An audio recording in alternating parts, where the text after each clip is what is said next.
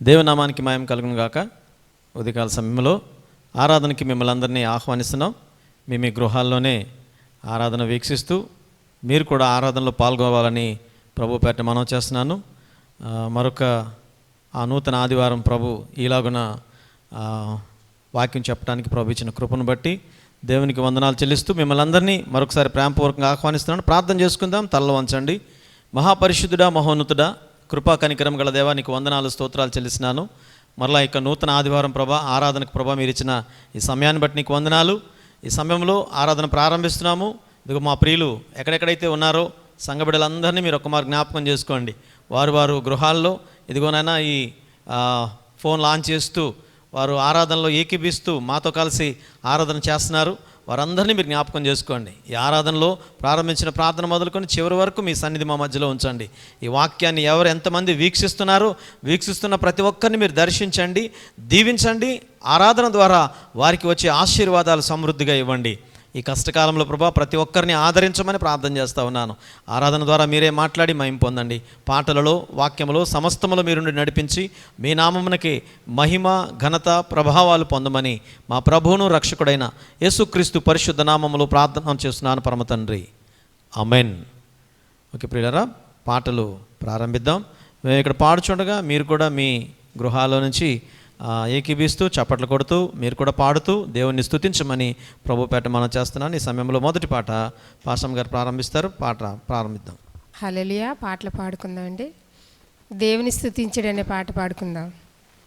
దేవుని స్తుతించుడి ఎల్లప్పుడు, దేవుని స్తుతించుడి, దేవుని స్తుతించుడి ఎల్లప్పుడు, దేవుని స్తుతించుడి. ఆయన పరిశుద్ధ ఆలయమందు, ఆయన పరిశుద్ధ ఆలయమందు, ఆయన సన్నిధిలో, ఆయన సన్నిధిలో ఎల్లప్పుడు దేవుని స్తుతించుడి, దేవుని స్తుతించుడి ఎల్లప్పుడు, దేవుని స్తుతించుడి. ఆయన పరక్రమ కార్యము బట్టి, ఆయన పరక్రమ కార్యము బట్టి, ఆయన ప్రభావమును, ఆయన ప్రభావమును ఎల్లప్పుడు దేవుని స్తుతించుడి,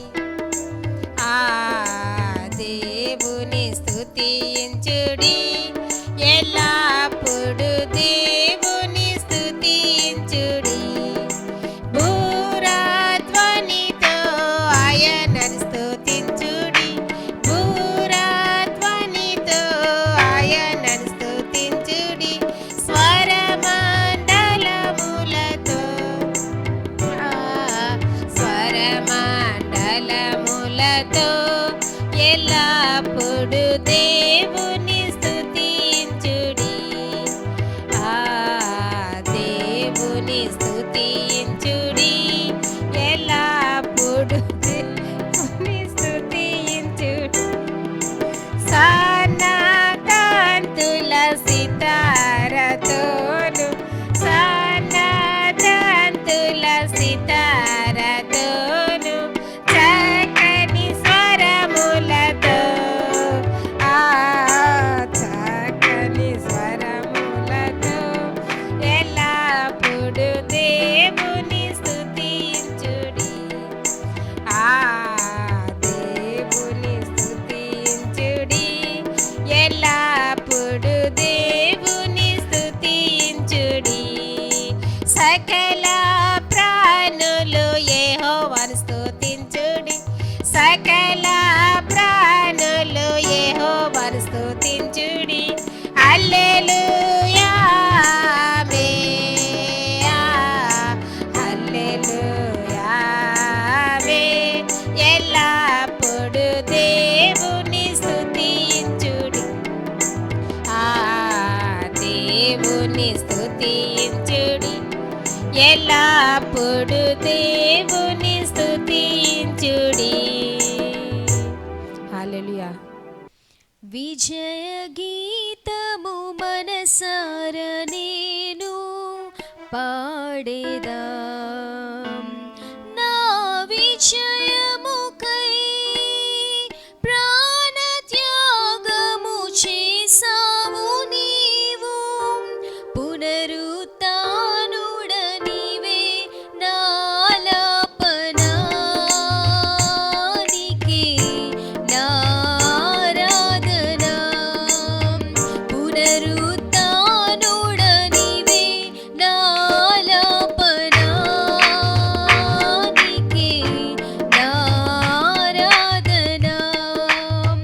విజయ గీతము మనసార నేను పాడేదా, నా విజయముకై ఉన్నతమైన నీ ఉపదేశము నా నిత్య జీవముకే, పుటమి వేసితివి నీ రూపము చూడనాలో,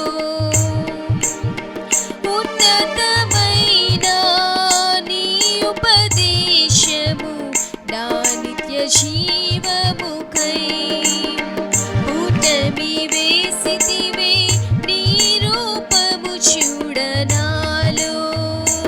యేసయ్యా, నీ తీర్మానమే నన్ను నిలిపినది, నీ ఉత్తమమైన సంగములో. యేసయ్యా, నీ తీర్మానమే నన్ను నిలిపినది, నీ ఉత్తమమైన సంగములో. విజయ గీతము మనసార నేను పాడేదా, నా విజయముకై ప్రాణ త్యాగము చేసావు నీవు, పునరుత్థానుడ నీవే నాలాపనానికి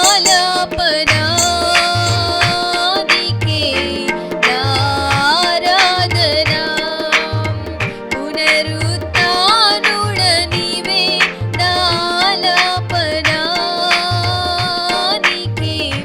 నారాధన.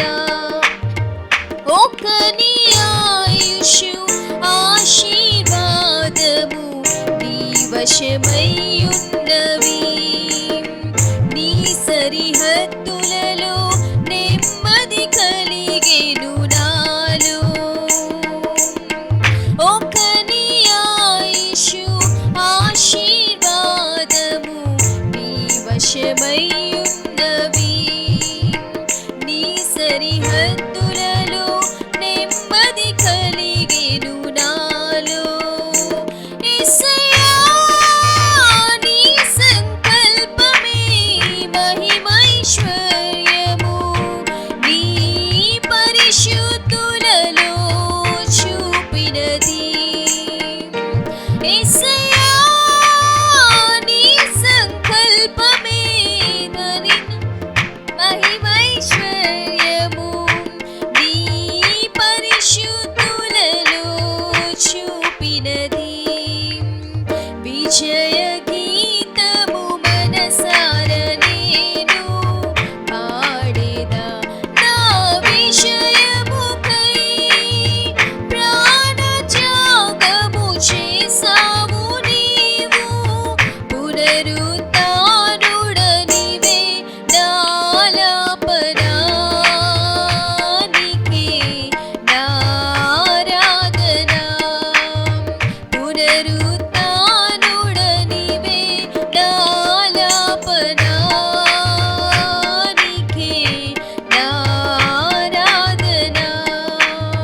నూతన యెరూషలేం సీయోను నాకై నిర్మించియున్నావు నీవు, ఈ నిరీక్షణై రగులుచున్నది నాలో. నూతన యెరూషలేం సీయోను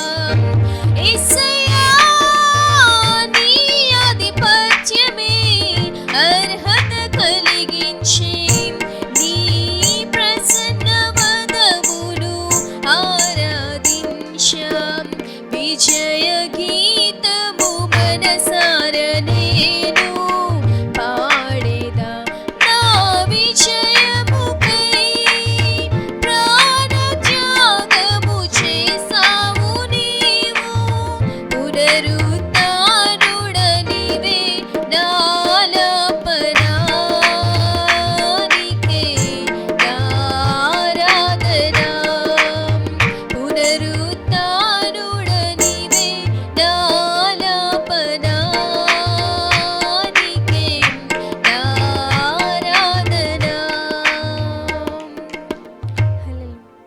నీ దయలో నీ కృపలో కాచితివి గత కాలము, నీ దయలో నీ నీడలో దాచుమయా జీవితాంతము. నీ ఆత్మతో నన్ను నింపుమా, నీ సేవలో ఫలింపగా దేవా దేవా.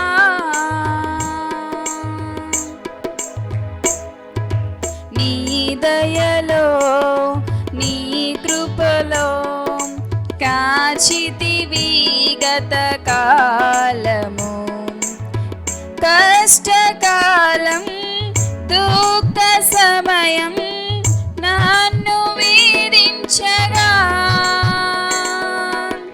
ప్రాణహితులే నన్ను విడచి విడిగా నన్ను చూడగా కష్టకాలం దుఃఖ సమయం నన్ను వేధించగా ప్రాణహితులే నన్ను విడచి విడిగా నన్ను చూడగా ఓదార్పువైన చెంత నీవే ఉండినావు, నా కన్నీరు నీ కవితలో వ్రాసి ఉంచినావు. ఓదార్పువైన చెంత నీవే ఉండినావు, నా కన్నీరు నీ కవితలో వ్రాసి ఉంచినావు. ఏమి అద్భుత ప్రేమయా, ఏ రీతి పాడనయా, నీవేనా మార్గము, నీవేనా జీవము, నీవేనా గమ్యము, నీవేనా సర్వము. నా మనసు తీర నిన్ను పాడి పొగడెద దేవా. నీ దయలో నీ కృపలో కాచితివి గత కాలము, నీ దయలో నీ నీడలో దాచుమయా జీవితాంతము. ఈ యోగ్యతయు లేని నాయడ నీ కృప చూపితివి, వట్టి పాత్రను మహిమతో నింపి మార్గము నీవైతివి. ఈ యోగ్యతయు లేని నాయడ నీ కృప చూపితివి, వట్టి పాత్రను మహిమతో నింపి మార్గము నీవైతివి. నీ చిత్తమే నా యందు నెరవేర్పవ్వాలని, నీ సేవయే నా శ్వాసగా కడవరకు నిలవాలని. నీ చిత్తమే నా యందు నెరవేర్పవ్వాలని, నీ సేవయే నా శ్వాసగా కడవరకు నిలవాలని. నామది నిండెను ఆశతో నే పాడేదాం స్తుతి గీతము. నీవేనా తోడుగా, నీవేనా నీడగా, ఆత్మతో నింపుమా, శక్తి నాకు సగుమా. నా చేయి పట్టి నన్ను నీతో నడుపుము దేవా. నీ దయలో నీ కృపలో కాచితివి గత కాలము, నీ దయలో నీ నీడలో దాచుమయా జీవితాంతము. జీవితాంతము నీ ఆత్మతో నన్ను నింపుమా నీ సేవలో ఫలింపగా దేవా దేవా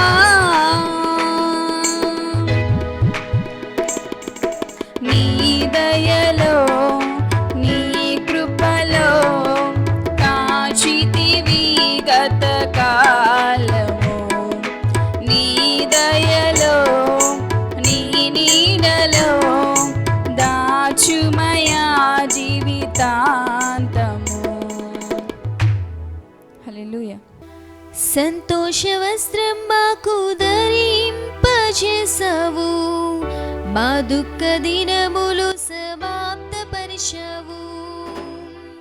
సంతోష వస్త్రం మాకు ధరింపజేసావు, మా దుఃఖ దినములు సమాప్తపరిచావు.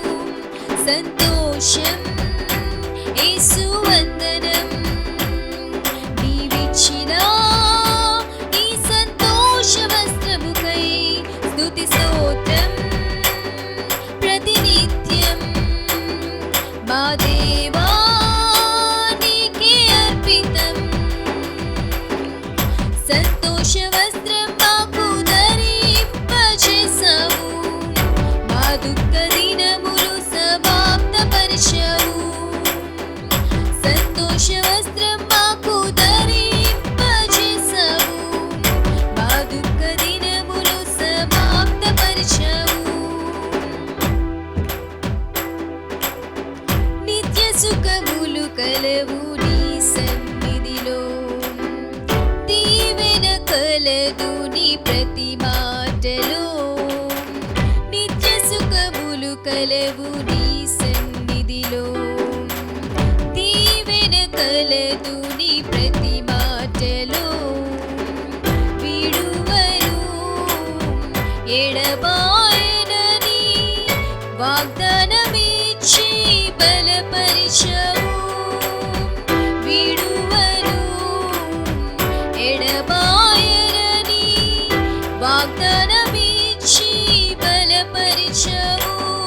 సంతోషం యేసు వందనం, నీవిచ్చిన ఈ సంతోష వస్త్రముకై స్తుతి స్తోత్రం ప్రతినిత్యం మా దేవా నీకే అర్పితం. సంతోష వస్త్రం మాకు ధరింపజేసావు, మా దుఃఖ దినములు సమాప్తపరిచావు. సంతోష వస్త్రం మాకు ధరింపజేసావు, మా దుఃఖ దినములు సమాప్తపరిచావు. రక్షణ ఆనందం మాకిచ్చావు, మా క్రయధనమంతా చెల్లించావు. రక్షణ ఆనందం మాకిచ్చావు, మా క్రయధనమంతా చెల్లించావు. ఈ తెగులుని గుడారమును సమీపించదని సెలవిచ్చావు. ఈ తెగులుని గుడారమును సమీపించదని సెలవిచ్చావు.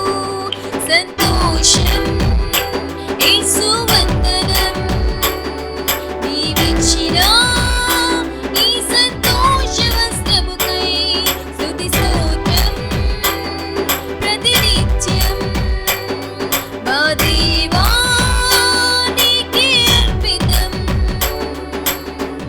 సంతోష వస్త్రం మాకు ధరింపజేసావు, మా దుఃఖ దినములు సమాప్తపరిచావు. సంతోష వస్త్రం మాకు ధరింపజేసావు, మా దుఃఖ దినములు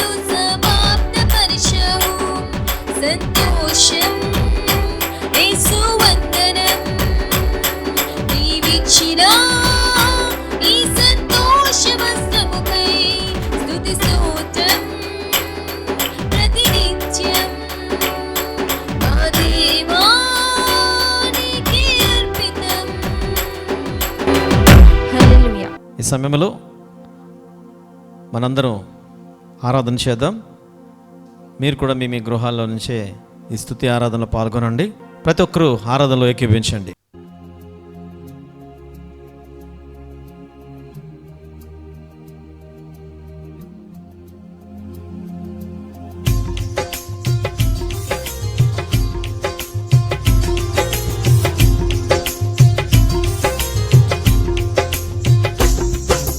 ప్రేమించేదన్ అధికముగా ఆరాధింతున్ ఆశక్తితో, ప్రేమించేదన్ అధికముగా ఆరాధింతున్ ఆశక్తితో, పూర్ణ మనసుతో ఆరాధింతున్ నా పూర్ణ బలముతో, ప్రేమించేదన్ ఆరాధన ఆరాధన ఆరాధన ఆరాధన ఆరాధన ఆరాధన ఆరాధన ఆరాధన.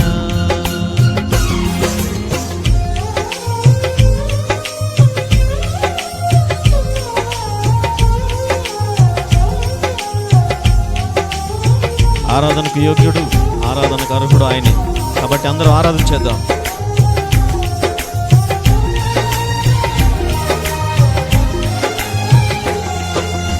ఎబినేజరే ఎబినేజరే ఇంతవరకు ఆదుకున్నావు.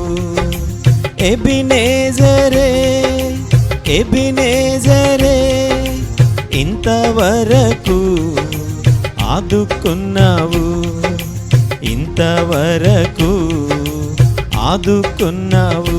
నిన్ను పూర్ణ మనసుతో ఆరాధింతున్ నా పూర్ణ బలముతో, ప్రేమించేదన్ ఆరాధన ఆరాధన ఆరాధన ఆరాధన.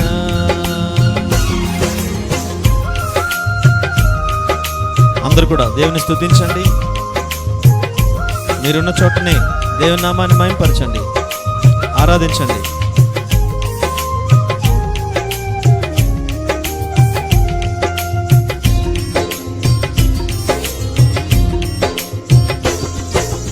ఎల్రోహి ఎల్రోహి నన్ను చూచావే వందనమయ్యా. ఎల్రోహి ఎల్రోహి నన్ను చూచావే వందనమయ్యా. నన్ను చూచావే వందనమయ్యా. నిన్ను పూర్ణ మనసుతో ఆరాధింతున్ నా పూర్ణ బలముతో, ప్రేమించేదన్ ఆరాధన ఆరాధన ఆరాధన ఆరాధన.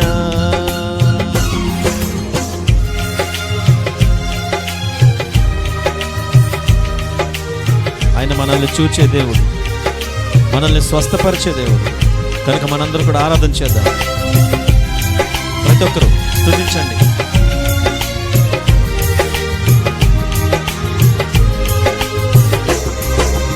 యెహోవా రఫా యెహోవా రఫా స్వస్థపరిచావే వందనమయ్యా. యెహోవా రఫా యెహోవా రఫా స్వస్థపరిచావే వందనమయ్యా. స్వస్థపరిచావే వందనమయ్యా. నిన్ను పూర్ణ మనసుతో ఆరాధింతున్ నా పూర్ణ బలముతో, ప్రేమించేదన్ ఆరాధన ఆరాధన ఆరాధన ఆరాధన. ప్రేమించేదన్ అధికముగా ఆరాధింతున్ శక్తితో ప్రేమించేదన్, అధికముగా ఆరాధింతున్. ఆ శక్తితో నిన్ను పూర్ణ మనసుతో ఆరాధింతున్, నా పూర్ణ బలముతో ప్రేమించేదన్. ఆరాధన ఆరాధన ఆరాధన ఆరాధన ఆరాధన ఆరాధన ఆరాధన ఆరాధన ఆరాధన ఆరాధన. ఈ సమయంలో ఇక లైవ్ చూస్తున్న ప్రతి ఒక్కరు మీరున్న స్థలంలోనే కొద్ది నిమిషాలు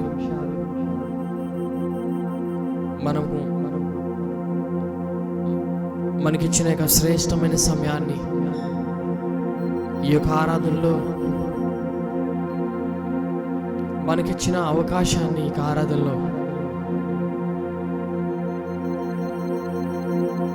ఇటువంటి సమయం లేనివారు లోకం ప్రపంచం చూస్తే అనేకమైన భయంకరమైన పరిస్థితులు ఉన్నప్పటికీ దేవుడు నిన్ను నన్ను కనుపాప వలె కాచి కాపాడుతూ నడిపిస్తున్నాడు. కనుక ఇక కొద్ది నిమిషాలు ఆయన ఆరాధిద్దాం. ఓ యేసయ్యా, రెండు చేతులెత్తి ఓ నీకే మహిమ, ఏమి ఇవ్వగలను ఎలలేని ప్రేమకై యేసయ్యా వందనం. ఏమి ఇవ్వగలను ఎనలేని ప్రేమకై యేసయ్యా వందనం. కష్టాలెన్ని వచ్చినా కరువులెన్ని కలిగినా నీ చేతి నీడైపు నన్ను దాటిపోదు. అవును, ఎన్ని కష్టాలు వచ్చినా ఎన్ని కరువులు వచ్చినా ఆయన నీడ మన దాటిపోదు. ఓ నీకే మహిమ,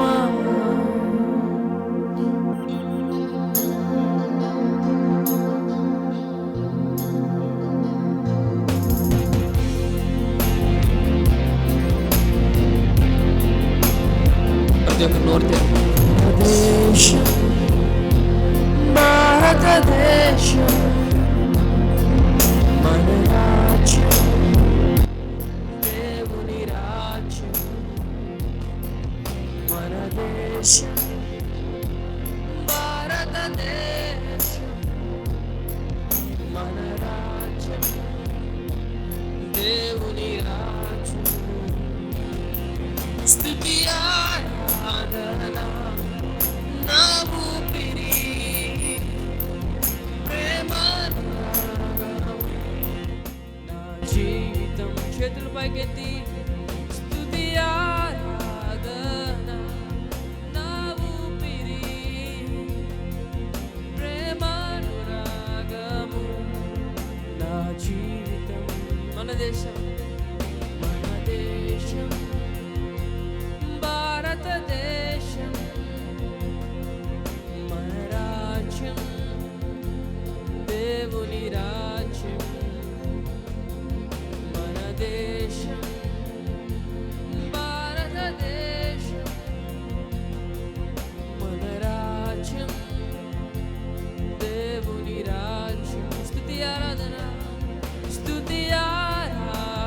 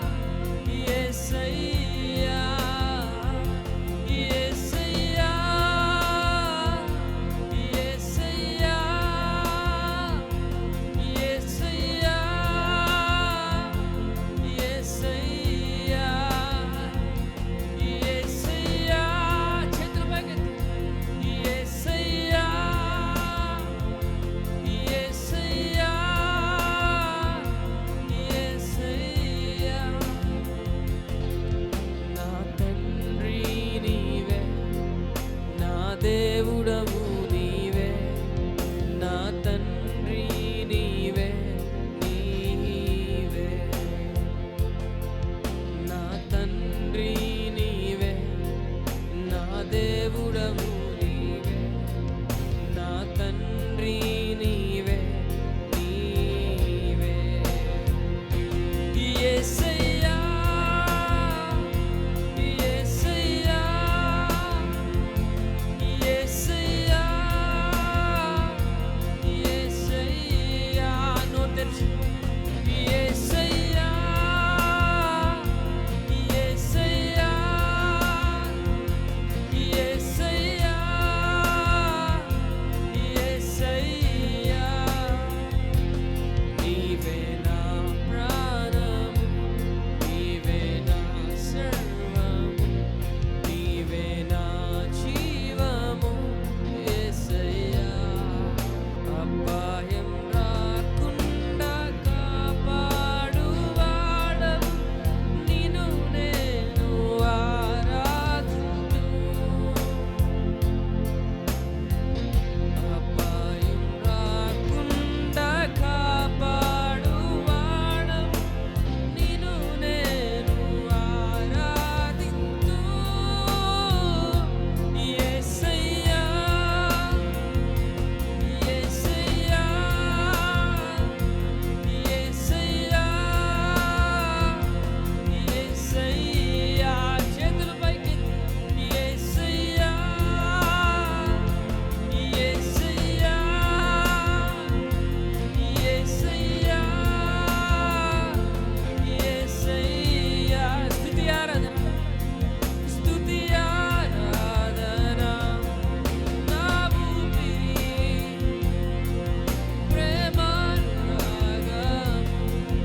నా జీవితం. స్తుతి ఆరాధన, నా ఊపిరి, ప్రేమానురాగము, నా జీవితం. చివరిగా చెప్తాం. యేసయ్యా, యేసయ్యా, యేసయ్యా, యేసయ్యా. మీరున్న స్థలాల్లో నోరు తెరిచి ఒక మాట చెప్తాం.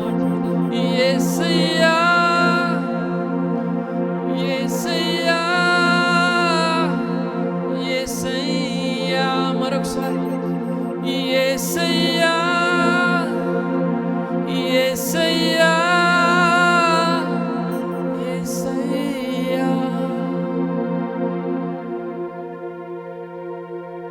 ఇంతవరకు మన యొక్క ఆరాధనలో నడిపించిన దేవాది దేవునికి స్తుతులు మహిమ చెల్లుదాం.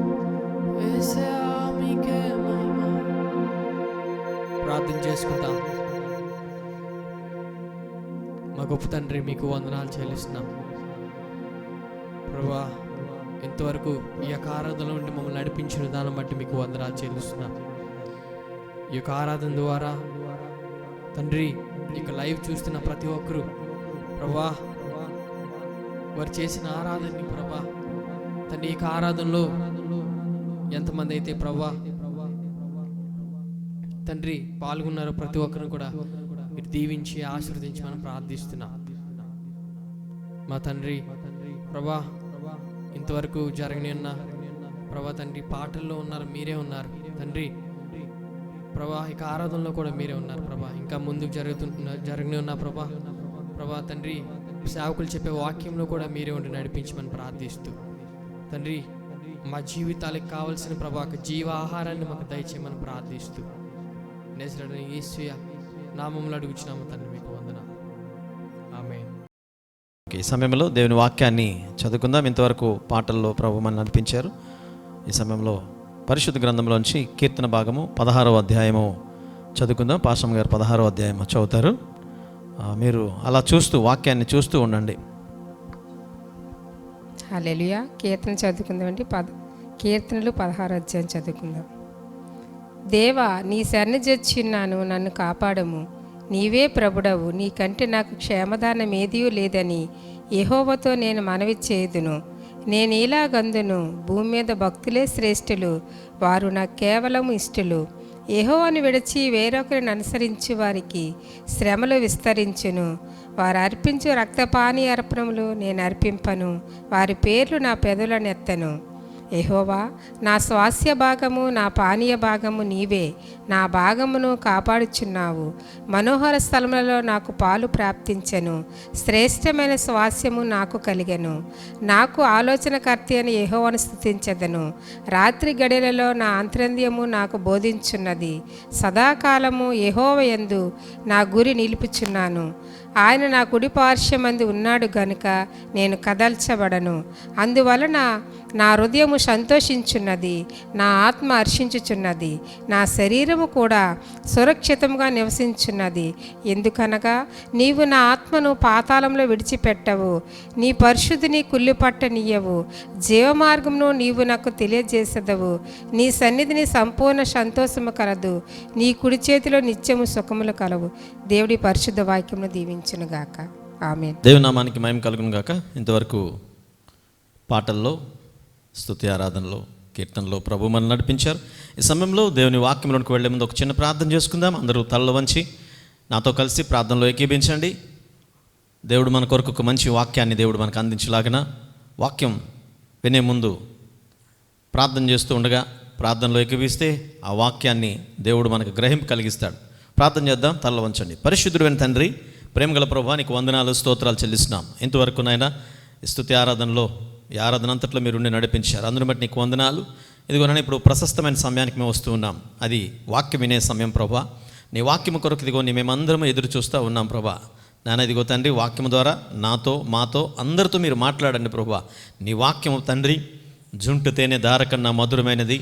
నీ వాక్యము రెండంతుల ఖడ్గము, వాడిన ఖడ్గము వంటిది ప్రభా. కనుక ఇదిగో నీ వాక్యము చేత మమ్మల్ని అందరినీ దర్శించండి ప్రభా. నీ వాక్యముతో మమ్మల్ని అందరినీ ఆదరించండి, బలపరచండి. వినుచున్న మాకు నాయన వినగనిగిన చెవులు, గ్రహించే మనసు మాకు అందరికీ ఇవ్వండి ప్రభా. వాక్యాన్ని ఎలా గ్రహించాలో ఆ గ్రహింపు మాకు దయచేయండి. నీ వాక్యము వెల్లడగుడుతోడని వెలుగు కలుగును అన్నావు కనుక నీ వాక్యము వెల్లడగుచుండగా మా చీకటి జీవితాల్లో గొప్ప వెలుగును నింపండి ప్రభా. ఆదరణ కలిగించండి, ధైర్యమివ్వండి, ఓదార్పునివ్వండి. నీ వాక్యము చేత మమ్మల్ని అందరినీ బలపరచమని, మీరే మహిమ పొందమని మరొకసారి మీ దైవజాన్ని ప్రభా, మీ సిలువ చాటును మరుగుపరచండి ప్రభా. తనకున్న మానవ జ్ఞానాన్ని తొలగించండి. దైవ అభిషేకంతో కొద్ది నిమిషాలు ప్రభా మీరే అభిషేకించి మాట్లాడి మహిమ పొందమని యేసుక్రీస్తు పరిశుద్ధ నామంలో ప్రార్థన చేస్తున్నాను పరమ తండ్రి. ఆమేన్. ఈ సమయంలో దేవుని వాక్యాన్ని విందాం. ఈరోజు దేవుని వాక్యాన్ని ప్రభు యొక్క సన్నిధిలో ప్రార్థించి అడిగినప్పుడు ప్రభు ఇచ్చిన వాక్యాన్ని మనం ధ్యానం చేయబోతూ ఉన్నాం. దేవుడు నా తలంపులో ఏదైతే వాక్యాన్ని దేవుడు పెట్టాడో దాన్నే ఈ ఆదివారం మీ ముందు ఉంచాలని ఆశపడుతున్నా. పిల్లరా, ఈరోజు చూసినప్పుడు మరలా ఈ 3వ తారీఖుతో లాక్డౌన్ అయిపోయిందని అనుకున్నాం. కానీ మరలా 17వ తారీఖు వరకు కూడా దీన్ని పెంచినట్లుగా మళ్ళీ ఈరోజు చూస్తూ ఉన్నాం. మరలా ఇంకొక 14 రోజులు లాక్డౌన్ ఉంది. పిల్లరా, మరి ఇప్పటికే 40 రోజులు అయిపోయింది. సో ఇప్పటి నుంచి మళ్ళీ 14 రోజులు, దాదాపు 54 రోజులు. మరి ఎంత కష్టకాలమో ఒకసారి ఆలోచించండి. రోజువారీ పని చేసుకొని కుటుంబాన్ని నడిపించుకునే వాళ్ళు ఎన్ని ఇబ్బందులు పడతారో ఒకసారి ఆలోచించండి. చాలామంది వరకు ప్రారంభంలో బజార్లకు వెళ్ళినప్పుడు బజార్లు కిటకిటలాడాయి, చాలా రద్దీగా ఉండేది. కానీ ఇప్పుడు చూస్తే అంత రద్దీ లేదు. ఏంటబ్బా అని అడిగితే పక్కన ఉన్నవారు అంటున్నారు చాలామంది, అందరి దగ్గర డబ్బులు అయిపోయాయి పాస్టర్ గారు, డబ్బులు అయిపోయాయి చాలామంది దగ్గర.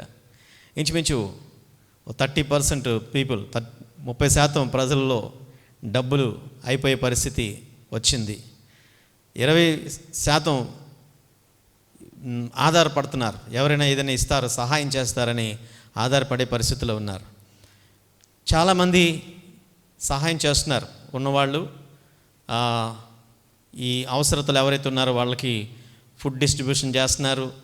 వాళ్ళకి చేతనైంది బియ్యం ఇస్తున్నారు, అలాగే కొంచెం సరుకులు ఇస్తున్నారు, కాయగూరలు ఇస్తున్నారు. ఇలా చాలామంది ఇస్తున్నారు, బాగా డబ్బులు ఉన్నవాళ్ళు.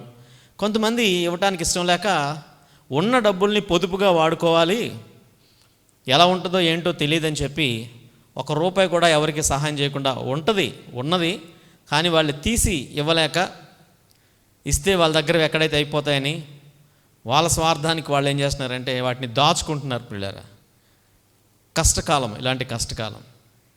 మంచిది. దేవుని సన్నిధిలో పిల్లలు మీరు గమనించండి, ఇలాంటి కష్టకాలంలో మన భక్తి జీవితాన్ని ఎలా కాపాడుకుంటున్నాం, ఎలా ముందుకెళ్తున్నాం, ఎలా మనం వీటి మీద విజయం సాధించగలుగుతాం ఒకసారి వాక్యంని బట్టి పరిశీలిద్దాం. వాక్యంలోనికి వెళ్దాం. పరిశుద్ధ లేఖనంలో నుంచి ప్రకటన గ్రంథము 21వ అధ్యాయము 7వ వచనం నేను చదువుతున్నాను. మీరందరూ బైబిల్ ఉన్న వారందరూ తీసుకుని చూడండి. ప్రకటన గ్రంథము 21వ అధ్యాయము 7వ వచనం. జయించువాడు వీటిని స్వతంత్రించుకొనును, నేనతనికి దేవుడనై ఉండును, అతడు నాకు కుమారుడై ఉండును అని ఈ లేఖన భాగంలో మనం చూస్తున్నాం. జయించువాడు అని మొదలు పెడుతున్నాడు. జయించువాడు వీటిని స్వతంత్రించుకొనును. వేటిని స్వతంత్రించుకుంటాడు? అవి ఇప్పుడు మనం ధ్యానించబోతున్నాం. జయించేవాడు కొన్ని స్వతంత్రించుకుంటాడట, అంటే సంపాదించుకుంటాడు. ఈ లోకంలో మనం గమనించండి, బ్రతకటానికి కొన్ని సంపాదిస్తూ ఉంటాం. బ్రతకటానికి సంపాదిస్తాం, ఉద్యోగం చేస్తాం, డబ్బు సంపాదిస్తాం, ఏదో పనికి వెళ్తాం, మొత్తానికి డబ్బులు సంపాదిస్తాం. ఈ సంపాదించిన డబ్బుల్ని సేవ్ చేస్తాం, కొన్నిటిని సంపాదిస్తాం. కొంతమంది ఇల్లు సంపాదించుకుంటారు, కొంతమంది స్థలాలు సంపాదించుకుంటారు, కొంతమంది పొలాలు సంపాదించుకుంటారు, మరికొంతమంది బంగారాన్ని సంపాదించుకుంటారు, మరికొంతమంది బ్యాంకులో బ్యాలెన్స్ సంపాదిస్తూ ఉంటారు, మరికొంతమంది కార్లు సంపాదిస్తారు, ఇంట్లో కాస్ట్లీ వస్తువులు సంపాదిస్తారు. రకరకాల వాటిని ఈ లోకంలో మనుషులు బ్రతుకుతూ సంపాదిస్తూ ఉంటారు.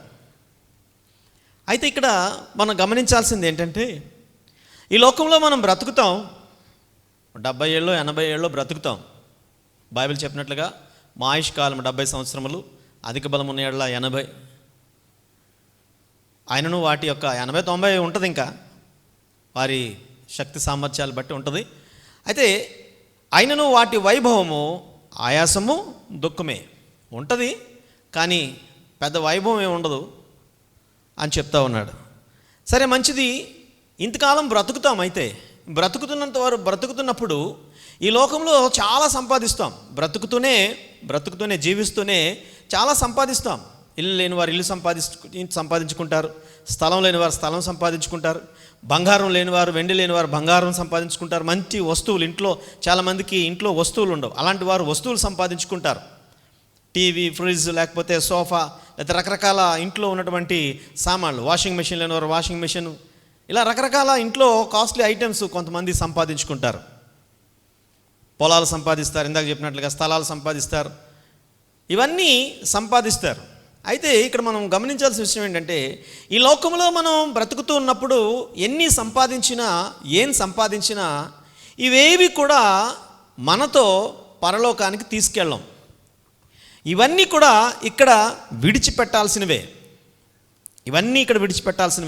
ఏది కూడా ఇక్కడ నుంచి మనం తీసుకెళ్ళలేం. ఇక్కడ సంపాదించుకున్నవన్నీ ఇక్కడ వదిలేయాలి. అందుకే అపోస్తలుడైన పౌలు అంటాడు, మీ పౌరుషత్వం పరలోకంలో ఉందంటాడు. పరమందు ఉంది మన పౌరుషత్వం. మనం పరలోకానికి సంబంధించిన వాళ్ళం. ఈ లోకానికి కొంతకాలం వచ్చాం, ఉంటాం, మళ్ళీ ఇక్కడి నుంచి వెళ్ళిపోతాం. అందుకే పేతురు అంటాడు, మీరు లోకంలో యాత్రికులను, పరదేశులను యాత్రికులనై ఉన్నాడంటాడు. పరదేశులో మనది దేశం కాదు, యాత్రికులం, యాత్ర చేయడానికి వచ్చాం. మరి మనకి ఒక సొంత ఊరుంది, సొంత దేశం ఉంది. ఆ సొంత దేశానికి మనం వెళ్ళవలసిన వారమై ఉన్నాం. యాత్ర కొరకు వచ్చాం, కొన్ని సంవత్సరాలు ఇక్కడ యాత్ర చేస్తున్నాం, మరలా యాత్ర ముగిసాక వెళ్ళిపోతాం. ఇప్పుడు చూడండి, చాలామంది టూరిస్టులు, యాత్రికులు ఉంటారు, ప్రయాణికులు. వారు అనేకమైన దేశాలను చూడటానికి, పట్టణ ప్రాంతాలు చూడటానికి వెళ్తారు. వారు ఎవరు ఎక్కడికి వెళ్ళినా అక్కడ 2 రోజులు, 3 రోజులు, 4 రోజులు, లేకపోతే వారం రోజులు అక్కడ బస చేస్తారు, అంతే. అక్కడ ఏవి సంపాదించుకోరు. ఒకవేళ ఏమైనా చిన్న చిన్న వస్తువులు మాత్రమే కొనుక్కుంటారు. వీళ్ళు పలానా చోటకి ఏదో పెద్ద మంచి చూడాల్సిన ప్రదేశానికి వెళ్తారు చాలామంది. వెళ్ళేటప్పుడు ఇంట్లో వాళ్ళు అంటారు, మీరు అక్కడి నుంచి వచ్చేటప్పుడు ఏమైనా మాకు అవి తీసుకురండి ఇవి తీసుకురండి అంటారు. సరే, వెళ్ళేవాళ్ళు కూడా వెళ్ళే స్థలానికి జ్ఞాపకార్థంగా కొన్ని వస్తువులు కొంటారు అక్కడ. అవి ఎలాంటి వస్తువులు కొంటారు? వారు తీసుకెళ్ళగలిగిన వస్తువులు మాత్రమే కొంటారు. వారు తీసుకెళ్ళలేనివి కొనరు. అక్కడ కూడా పెద్ద పెద్ద వస్తువులు ఉంటాయి, కానీ వాటిని కొనరు. ఎందుకు కొనరు? అవి పట్టుకెళ్ళలేము, మళ్ళీ మన సొంత ఊరికి పట్టుకెళ్ళలేము. పట్టుకెళ్ళగలిగినవి అంటే బ్యాగ్లో పెట్టుకునేవి, సూట్ కేసులో పెట్టుకునేవి, అలాంటివి మాత్రమే కొంటారు తప్ప పట్టుకెళ్ళలేనివి కొనరు. చిన్న చిన్నవి మాత్రమే కొంటారు. గమనించండి, మనం కూడా ఈ లోకంలో యాత్రికులము పరదేశులమై ఉన్నామని బైబిల్ చెప్తా ఉంది. సో మనం ఈ లోకానికి యాత్రకు వచ్చాం, కొన్ని రోజులు ఇక్కడ యాత్ర చేయబోతున్నాం. అది మనం జనరల్గా బయట యాత్రకులు అయితే చెప్పాను కదా, 4 రోజులు 5 రోజులు వారం రోజులు 10 రోజులు ఉంటాయి, అంతకుమించి ఎక్కువ ఉండవు. మహా అయితే ఒక నెల రోజులు ఎవరైనా ఉంటే ఉండొచ్చేమో, అంతకుమించి ఉండరు. కానీ ఈ లోకంలో మనం యాత్ర చేస్తున్నాం చూశారు, ఇది 60 సంవత్సరాలు 70 సంవత్సరాలు 50 సంవత్సరాలు మొత్తానికి యాత్ర చేస్తాం ఇక్కడ. ఈ యాత్ర ముగియగానే మనం పరలోకానికి వెళ్ళిపోవాలి. అయితే మనం ఇక్కడ యాత్ర చేస్తున్నప్పుడు ఇక్కడ ఇవన్నీ మనకు సొంతమని, ఇవన్నీ మనకి ఉండిపోతాయి అనుకొని అనేకమైనవి మనం ఏం చేస్తున్నామంటే సంపాదిస్తున్నాం ఈ లోకంలో, కానీ ఏమి పట్టుకెళ్ళాం. కానీ ఇక్కడ మనం చేసే భక్తిని బట్టి, ఇక్కడ మనం ఈ లోకంలో ఎదురయ్యే సమస్యలను మనం జయిస్తే, ఈ లోకంలో ఎదురయ్యే పరిస్థితులన్నింటినీ కూడా మనం జయించగలిగి వాటి మీద విజయం సాధిస్తే, ఈ విజయానికి ఈ గెలవటానికి పరలోకములో మనం వీటిని గెలిస్తే అక్కడ మనకేమవుతుందంటే బహుమానము పొందుకుంటాం. అక్కడ మన కొరకు దేవుడు వాటిని మనకు అనుగ్రహిస్తాడు. ఇక్కడ దేని మీద అయితే మనం విజయం సాధిస్తున్నామో ఈ విజయానికి అక్కడ ఒక బహుమానము పరలోకంలో దేవుని దగ్గర మనం సంపాదించుకుంటాం. అందుకే ఇందాక మనం చదివబడిన లేఖన భాగంలో మరొకసారి చదువుతున్న ఆలకించండి. 21వ అధ్యాయము ప్రకటన గ్రంథము 7వ వచనం. జయించువాడు వీటిని స్వతంత్రించుకొనును, నేను అతనికి దేవుడనై ఉండును, అతడు నాకు కుమారుడై ఉండును. గమనించండి, జయించువానికి, చక్కని మాట అంటున్నాడు, జయించువానికి వీటిని స్వతంత్రించుకుంటాడు. వేటిని? ఈ సమయంలో పరిశుద్ధ లేఖనాల్లోంచి వాటిని మనం చూడబోతూ ఉన్నాం. ఇంకొక మాట చదువుకున్న పిల్లల పరిశుద్ధ గ్రంథం నుంచి ప్రకటన గ్రంథమే 2వ అధ్యాయం. ఇదే ప్రకటన గ్రంథము 2వ అధ్యాయము 7వ వచనం చదువుదాం. 7వ వచనం నేను చదువుతున్నాను, ఆలకించండి. చెవిగలవాడు ఆత్మ సంగములతో చెప్పుచున్న మాట వినుగాక. జయించువానికి దేవుని పరదేశులో ఉన్న జీవవృక్ష ఫలములను భుజింపనిత్తును. జయించువానికి, అక్కడ అంటున్నాడు, పరదేశులో ఉన్న జీవవృక్ష ఫలములను భుజింపనిత్తును. పరదేశులో జీవవృక్ష ఫలాలు ఉన్నాయట. ఆ జీవవృక్ష ఫలాల్ని ఆయన భుజింపనిస్తాను అంటున్నాడు, భుజింపనిత్తును. ఎవరికి ఇస్తాడవి? తినటానికి భుజించడానికి ఇస్తాడట. ఎవరికి ఇస్తాడవి? జయించువారికి. గమనించండి, ఈ పరిస్థితులు మనం చూసినట్లయితే చాలా క్లిష్ట పరిస్థితుల్లో మనం ఉన్నాం. ఆర్థికంగా క్లిష్ట పరిస్థితులు అంటే ఆర్థికంగా కూర్చొని తింటే డబ్బులుంటే కూర్చొని తినవచ్చు, మనకేం ఇబ్బంది లేదు. ఎందుకంటే హ్యాపీగా అన్నీ మూసేశారు కాబట్టి, ఎక్కడికి వెళ్ళాల్సిన పని లేదు కాబట్టి, తినటానికి ఇబ్బంది లేకుండా, కొనుక్కోవడానికి ఇబ్బంది లేకుండా అన్నీ మార్నింగ్ 6 to 9 10 వరకు తెరుస్తున్నారు. డబ్బులుంటే శుభ్రంగా అన్నీ కొనుక్కొని తెచ్చుకొని ఇంట్లో వేసుకొని హాయిగా కూర్చొని తినొచ్చు.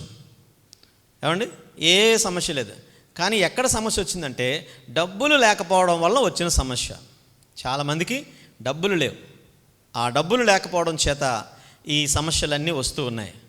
అయితే మీరు గమనించండి, ఇలాంటి కరువు కాలంలో, చెప్పాలంటే కరువు కాలం అని చెప్పుకోవాలి, ఈ కరువు కాలంలో, ఇలాంటి కష్టకాలంలో ఈ పరిస్థితుల మీద మనం విజయం సాధించాలి. ఇప్పుడు ఉన్న పరిస్థితి ఏంటంటే కరోనా అనే వైరస్ అనేకమైన ప్రాంతాల్లో ఎంతోమందిని ప్రపంచమంతా గడగడలాడించి, కనిపించిన శత్రువుగా ప్రపంచాన్ని అంతటిని కూడా గడగడలాడించి లక్షల మందికి వ్యాధి సోకి లక్షల సంఖ్యలోనే మరణాలు కూడా వచ్చి ఈరోజు ప్రపంచమంతా కూడా నిశ్శబ్దమైన స్థితిలోనికి వెళ్ళిపోయింది. ఎక్కడ చూసినా నిర్మానుష్యంగా రోడ్లు కనబడతా ఉన్నాయి, ఏమీ లేవు, సైలెంట్ అయిపోయింది మొత్తం అంతా కూడా. ఇట్లాంటి పరిస్థితి మన ముందు తరంలో ఎప్పుడు చూడలేదు.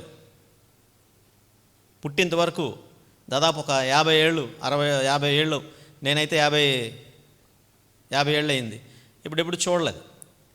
కానీ గమనించండి, ఇప్పుడు వాటిని చూస్తున్నాం. రోడ్లపై ఎవరు ఉండటం లేదు, నిర్మానుష్యంగా కనబడుతున్నాయి, ఏ షాపులు లేవు, అన్నీ క్లోజ్ అయిపోయాయి.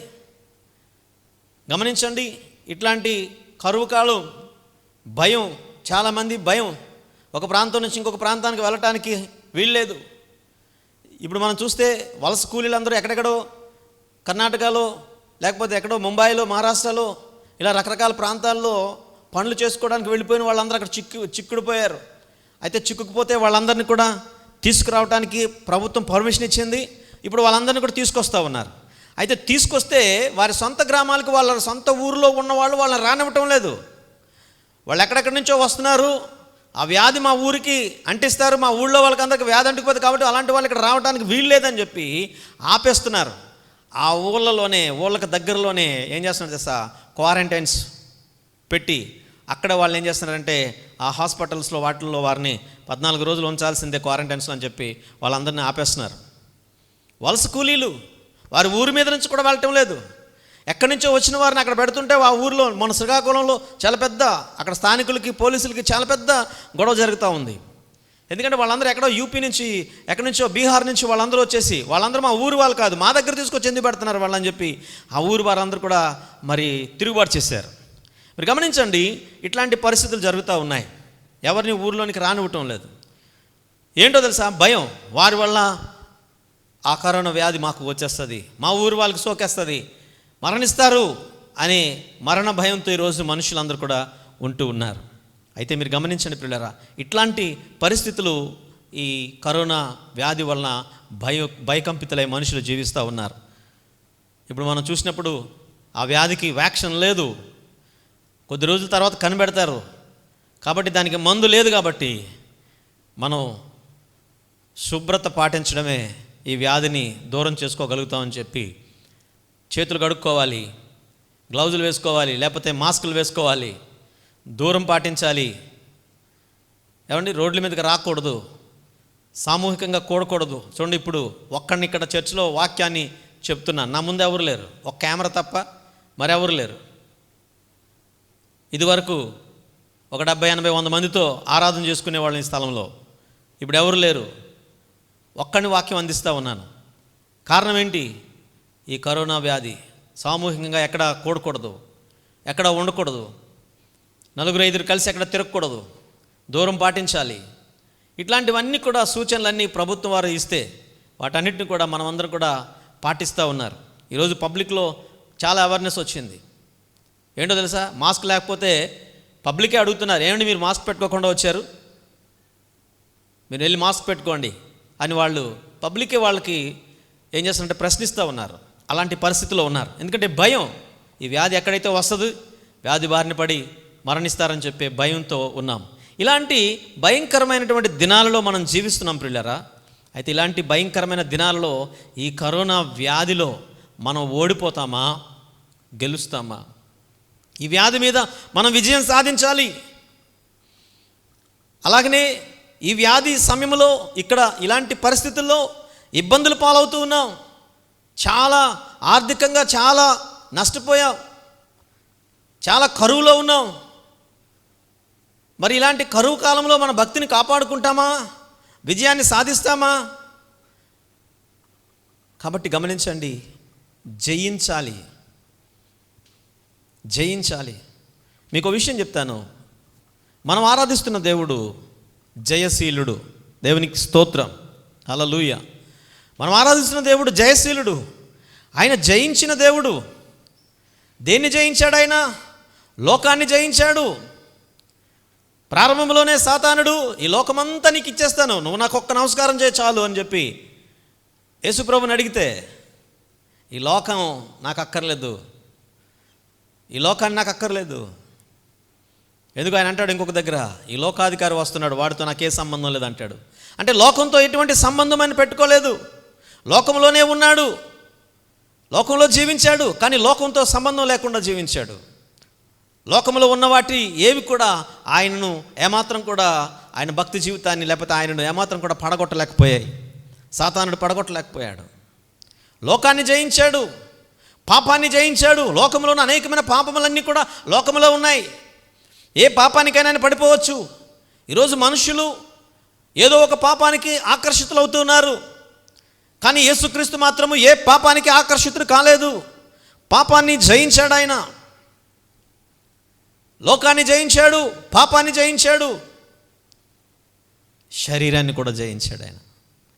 శరీరం తనకి ఎన్ని ఇబ్బందులు పెట్టినా, శరీరానికి ఎంత ఆకలి దప్పులేసినా, లేకపోతే చివరిలో మనం చూస్తే ఆయన శరీరాన్ని భయంకరంగా గాయపరిచారు, చిత్రవద చేశారు. శరీరం అంతా ఓ కొరడా దెబ్బలతో ముక్కలుగా ఊడిపోయేటట్టు భయంకరంగా చిత్రహింసలు పెట్టారు ఆయన్ని. సిలువను మోయించి ఆ సిలువ మీద మేకులతో కొట్టించి ఆ శరీరం అంతా గాయపరిచారు. అంటే అప్పుడైనా శరీరం అంతా గాయపరిస్తే ఓడిపోతాడేమో అని అనుకున్నారు, కానీ శరీరాన్ని కూడా ఆయన జయించాడు. లోకాన్ని జయించాడు, పాపాన్ని జయించాడు, శరీరాన్ని జయించాడు, చివరికైనా మరణాన్ని కూడా జయించాడు. దేవుని నామానికి మహిమ కలుగును గాక. హల్లెలూయా. మరణాన్ని కూడా జయించాడు. మరణం ఆయన ముందర ఓడిపోయింది. మరణం ఆయనను గెలిచేద్దాం అనుకుంది, కానీ మరణం ఆయనను గెలవలేకపోయింది. ఓ మరణమా నీ ముళ్ళు ఎక్కడ, ఓ మరణమా నీ విజయం ఎక్కడ అన్నాడు. మరణానికి విజయం ఇవ్వలేదు ఆయన, మరణాన్ని ఓడించాడు. మృత్యువును సైతం ఓడించి మృతిని మృతిగా చేశాడు ఆయన. కాబట్టి మరణాన్ని జయించాడు. కాబట్టి ఆయన జయశీలుడు, విజయము పొందినవాడు, విజయం సాధించిన యేసు, విక్టరీ ఆఫ్ ద జీసస్. ఆయన గెలిచిన దేవుడు. ఆయన ప్రపంచంలో ఎన్నో ఇతిహాసాలు, ఎన్నో కథలు, ఎన్నో పురాణాలు ఎన్నెన్నో ఉన్నాయి. ఎందులో కూడా ఏ దేవుడు కూడా మరణాన్ని గెలిచినటువంటి దేవుడు అక్కడ కనపడ్డ మనకి. మరణాన్ని గెలిచి తిరిగి లేచినటువంటి వారు అక్కడ కనపడరు మనకి. కానీ ఈయన మరణాన్ని గెలిచి తిరిగి లేచినటువంటి గొప్ప దేవుడు ఆయన. కాబట్టి ఆయన విజయము సాధించిన దేవుడు గనక ఆయన పిల్లలుగా మనందరినీ కూడా ఆయన చేసుకున్నాడు. మనందరినీ ఆయన పిల్లలుగా అంగీకరిస్తూ ఉన్నాడు. అయితే విజయం సాధించిన ఆ దేవుని పిల్లలుగా ఉంటున్న మనము కూడా విజయము సాధించాలనే ఆయన ఆశ. కాబట్టి ఇప్పుడు మనం అందరం కూడా విజయం సాధించాలి, గెలవాలి. ఆయనలాగే ఇప్పుడున్న ఆర్థిక పరిస్థితుల మీద మనం విజయం సాధించాలి, శరీర కార్యాల మీద విజయం సాధించాలి, లోకం మీద, లోక కార్యాల మీద విజయం సాధించాలి. ఏమండి, కరువులు వచ్చినా, ఇబ్బందులు వచ్చినా, వ్యాధులు వచ్చినా, బాధలు వచ్చినా, వీటన్నిటి మీద మనం విజయం సాధించాలి, విజయం సాధించాలి. యోబు అనే భక్తునికి శరీరం అంతా కూడా కురుపులు వచ్చాయట. ఆయనను శోధించడానికి సాతానుడు పరీక్షించి ఆర్థికంగా పతనం చేసినా ఆయన ఓడిపోలేదు. ఆర్థికంగా ఆయన ఆస్తిపాస్తులన్నీ కూలగొట్టేశాడు సాతానుడు. అయినా ఆయన ఓడిపోలేదు. ఆర్థిక పరిస్థితుల మీద విజయం సాధించాడు. ఎలాగో తెలుసా? ఆయన అన్నాడు, నేను నా తల్లి గర్భములో దిగంబరిగా వచ్చాను, తిరిగి మరలా దిగంబరిగానే ఇక్కడి నుంచి వెళ్తాను. దేవుడిచ్చాడు, దేవుడు తీసుకున్నాడు, ఆయన నామానికే మహిమ కలుగునుగా. కానీ ఆర్థికంగా అంత నష్టపోయినా కూడా ఎక్కడ ఆయన ఓడిపోలేదు. ఆర్థిక పరిస్థితుల మీద విజయం సాధించాడు. అర్రే ఈడేంట్రా బాబు ఇలా ఉన్నాడని చెప్పి లాభం లేదు, వీడిని శారీరకంగా బాధ పెడదామని చెప్పి ఆయనకి నడినెత్తు మొదలుకున్న అరికాలు వరకు కూడా కురుపులతో నింపేశాడు. చాలా బాధ, దురద, మంటలు. ఆయన ఆ మంటలు తట్టుకోలేక చిల్ల పెంకుతో గోక్కుంటున్నాడట. ఎక్కడెక్కడ చేతి వేళ్లకు గోళ్ళు లేక గోళ్ళు అరిగిపోయి గోకుడికి చిల్ల పెంకు తీసుకుని గోక్కుంటున్నాడు. బూడిదలో కూర్చుంటున్నాడు, మందు లేదు, ఆ బూడిద పూసుకుంటున్నాడు. ఎక్కడెక్కడ మంట వస్తుంది అక్కడ బూడిదలో కూర్చున్నాడు. ఇంత భయంకరంగా తన శరీరం అంతా కూడా బాధ పెడుతున్నా కూడా శరీరానికి లోబడలేదు, శరీరానికి కూడా లోబడలేదు. ఆయన శరీరం మీద కూడా విజయం సాధించాడు. మీరు గమనించండి, ఈరోజు కరువులు, ఈ కరోనా అనే వ్యాధి మీద మనం విజయం సాధించాలి. ఈ కరువు కాలంలో మనం విజయం సాధించాలి. ఈ కరువు మీద మనం జయించాలి, ఈ కరువును మనం జయించాలి. ఇట్లాంటి కరువు కాలంలో మన భక్తిని మనం పాడు చేసుకోకూడదు, మన విశ్వాసాన్ని మనం కోల్పోకూడదు. బైబిల్లో చూస్తే ఒక పూట కూటి కోసం తన జ్యేష్ఠత్వాన్ని అమ్మివేసుకున్నటువంటి ఏశావు వంటి భ్రష్టుడైనను వ్యభిచారి అయినను మీలో కలలేమో జాగ్రత్తగా చూసుకోండి అన్నాడు. ఒక పూట కూటి కోసం విజయం సాధించలేకపోయాడు. ఒక పూట కూటి కోసం తన జ్యేష్ఠత్వాన్ని వదులుకున్నాడు. ఈరోజు ప్రియ దేవుని బిడ్డ, ఈ కరువు కాలంలో నీకున్నటువంటి ఈ ఆధిక్యతను ఏంటో తెలుసా? దేవుని కుమారుడవు, దేవుని కుమార్తెవు, నీవు దేవుని బిడ్డవు. ఇది గొప్ప ఆధిక్యత. ఈ ఆధిక్యతను ఈ కరువు కాలంలో పోగొట్టుకుంటున్నావా? జాగ్రత్త సుమ. ఈ కరువు కాలంలో ఈ కరువు మీద నువ్వు విజయం సాధించాలి. ఆకలి దప్పులు వచ్చినా, వ్యాధి బాధలు వచ్చినా దేవుని కొరకు నువ్వు నిలబడాలి. ఈ కరువులో ప్రభు కొరకు కనుక నువ్వు నిలబడితే నిన్ను పోషించడానికి ప్రభు తప్పనిసరిగా కార్యం చేస్తూ ఉంటాడు. నిన్ను పోషించడానికి దేవుడు సిద్ధపరుస్తూ ఉంటాడు. ఏ విధంగా నిన్ను పోషించాలో, నీ కుటుంబాన్ని పోషించాలో దేవునికి తెలుసు. దేవుని మీద ఆనుకొని, దేవుని మీద ఆధారపడి, దేవుని మీద ఇబ్బంది అయినా సరే ప్రభు కొరకు నిలబడతానని ప్రభు కొరకు నిలబడినప్పుడు ఖచ్చితంగా ప్రభు ఆకాశ వాకిలు విప్పుతాడు.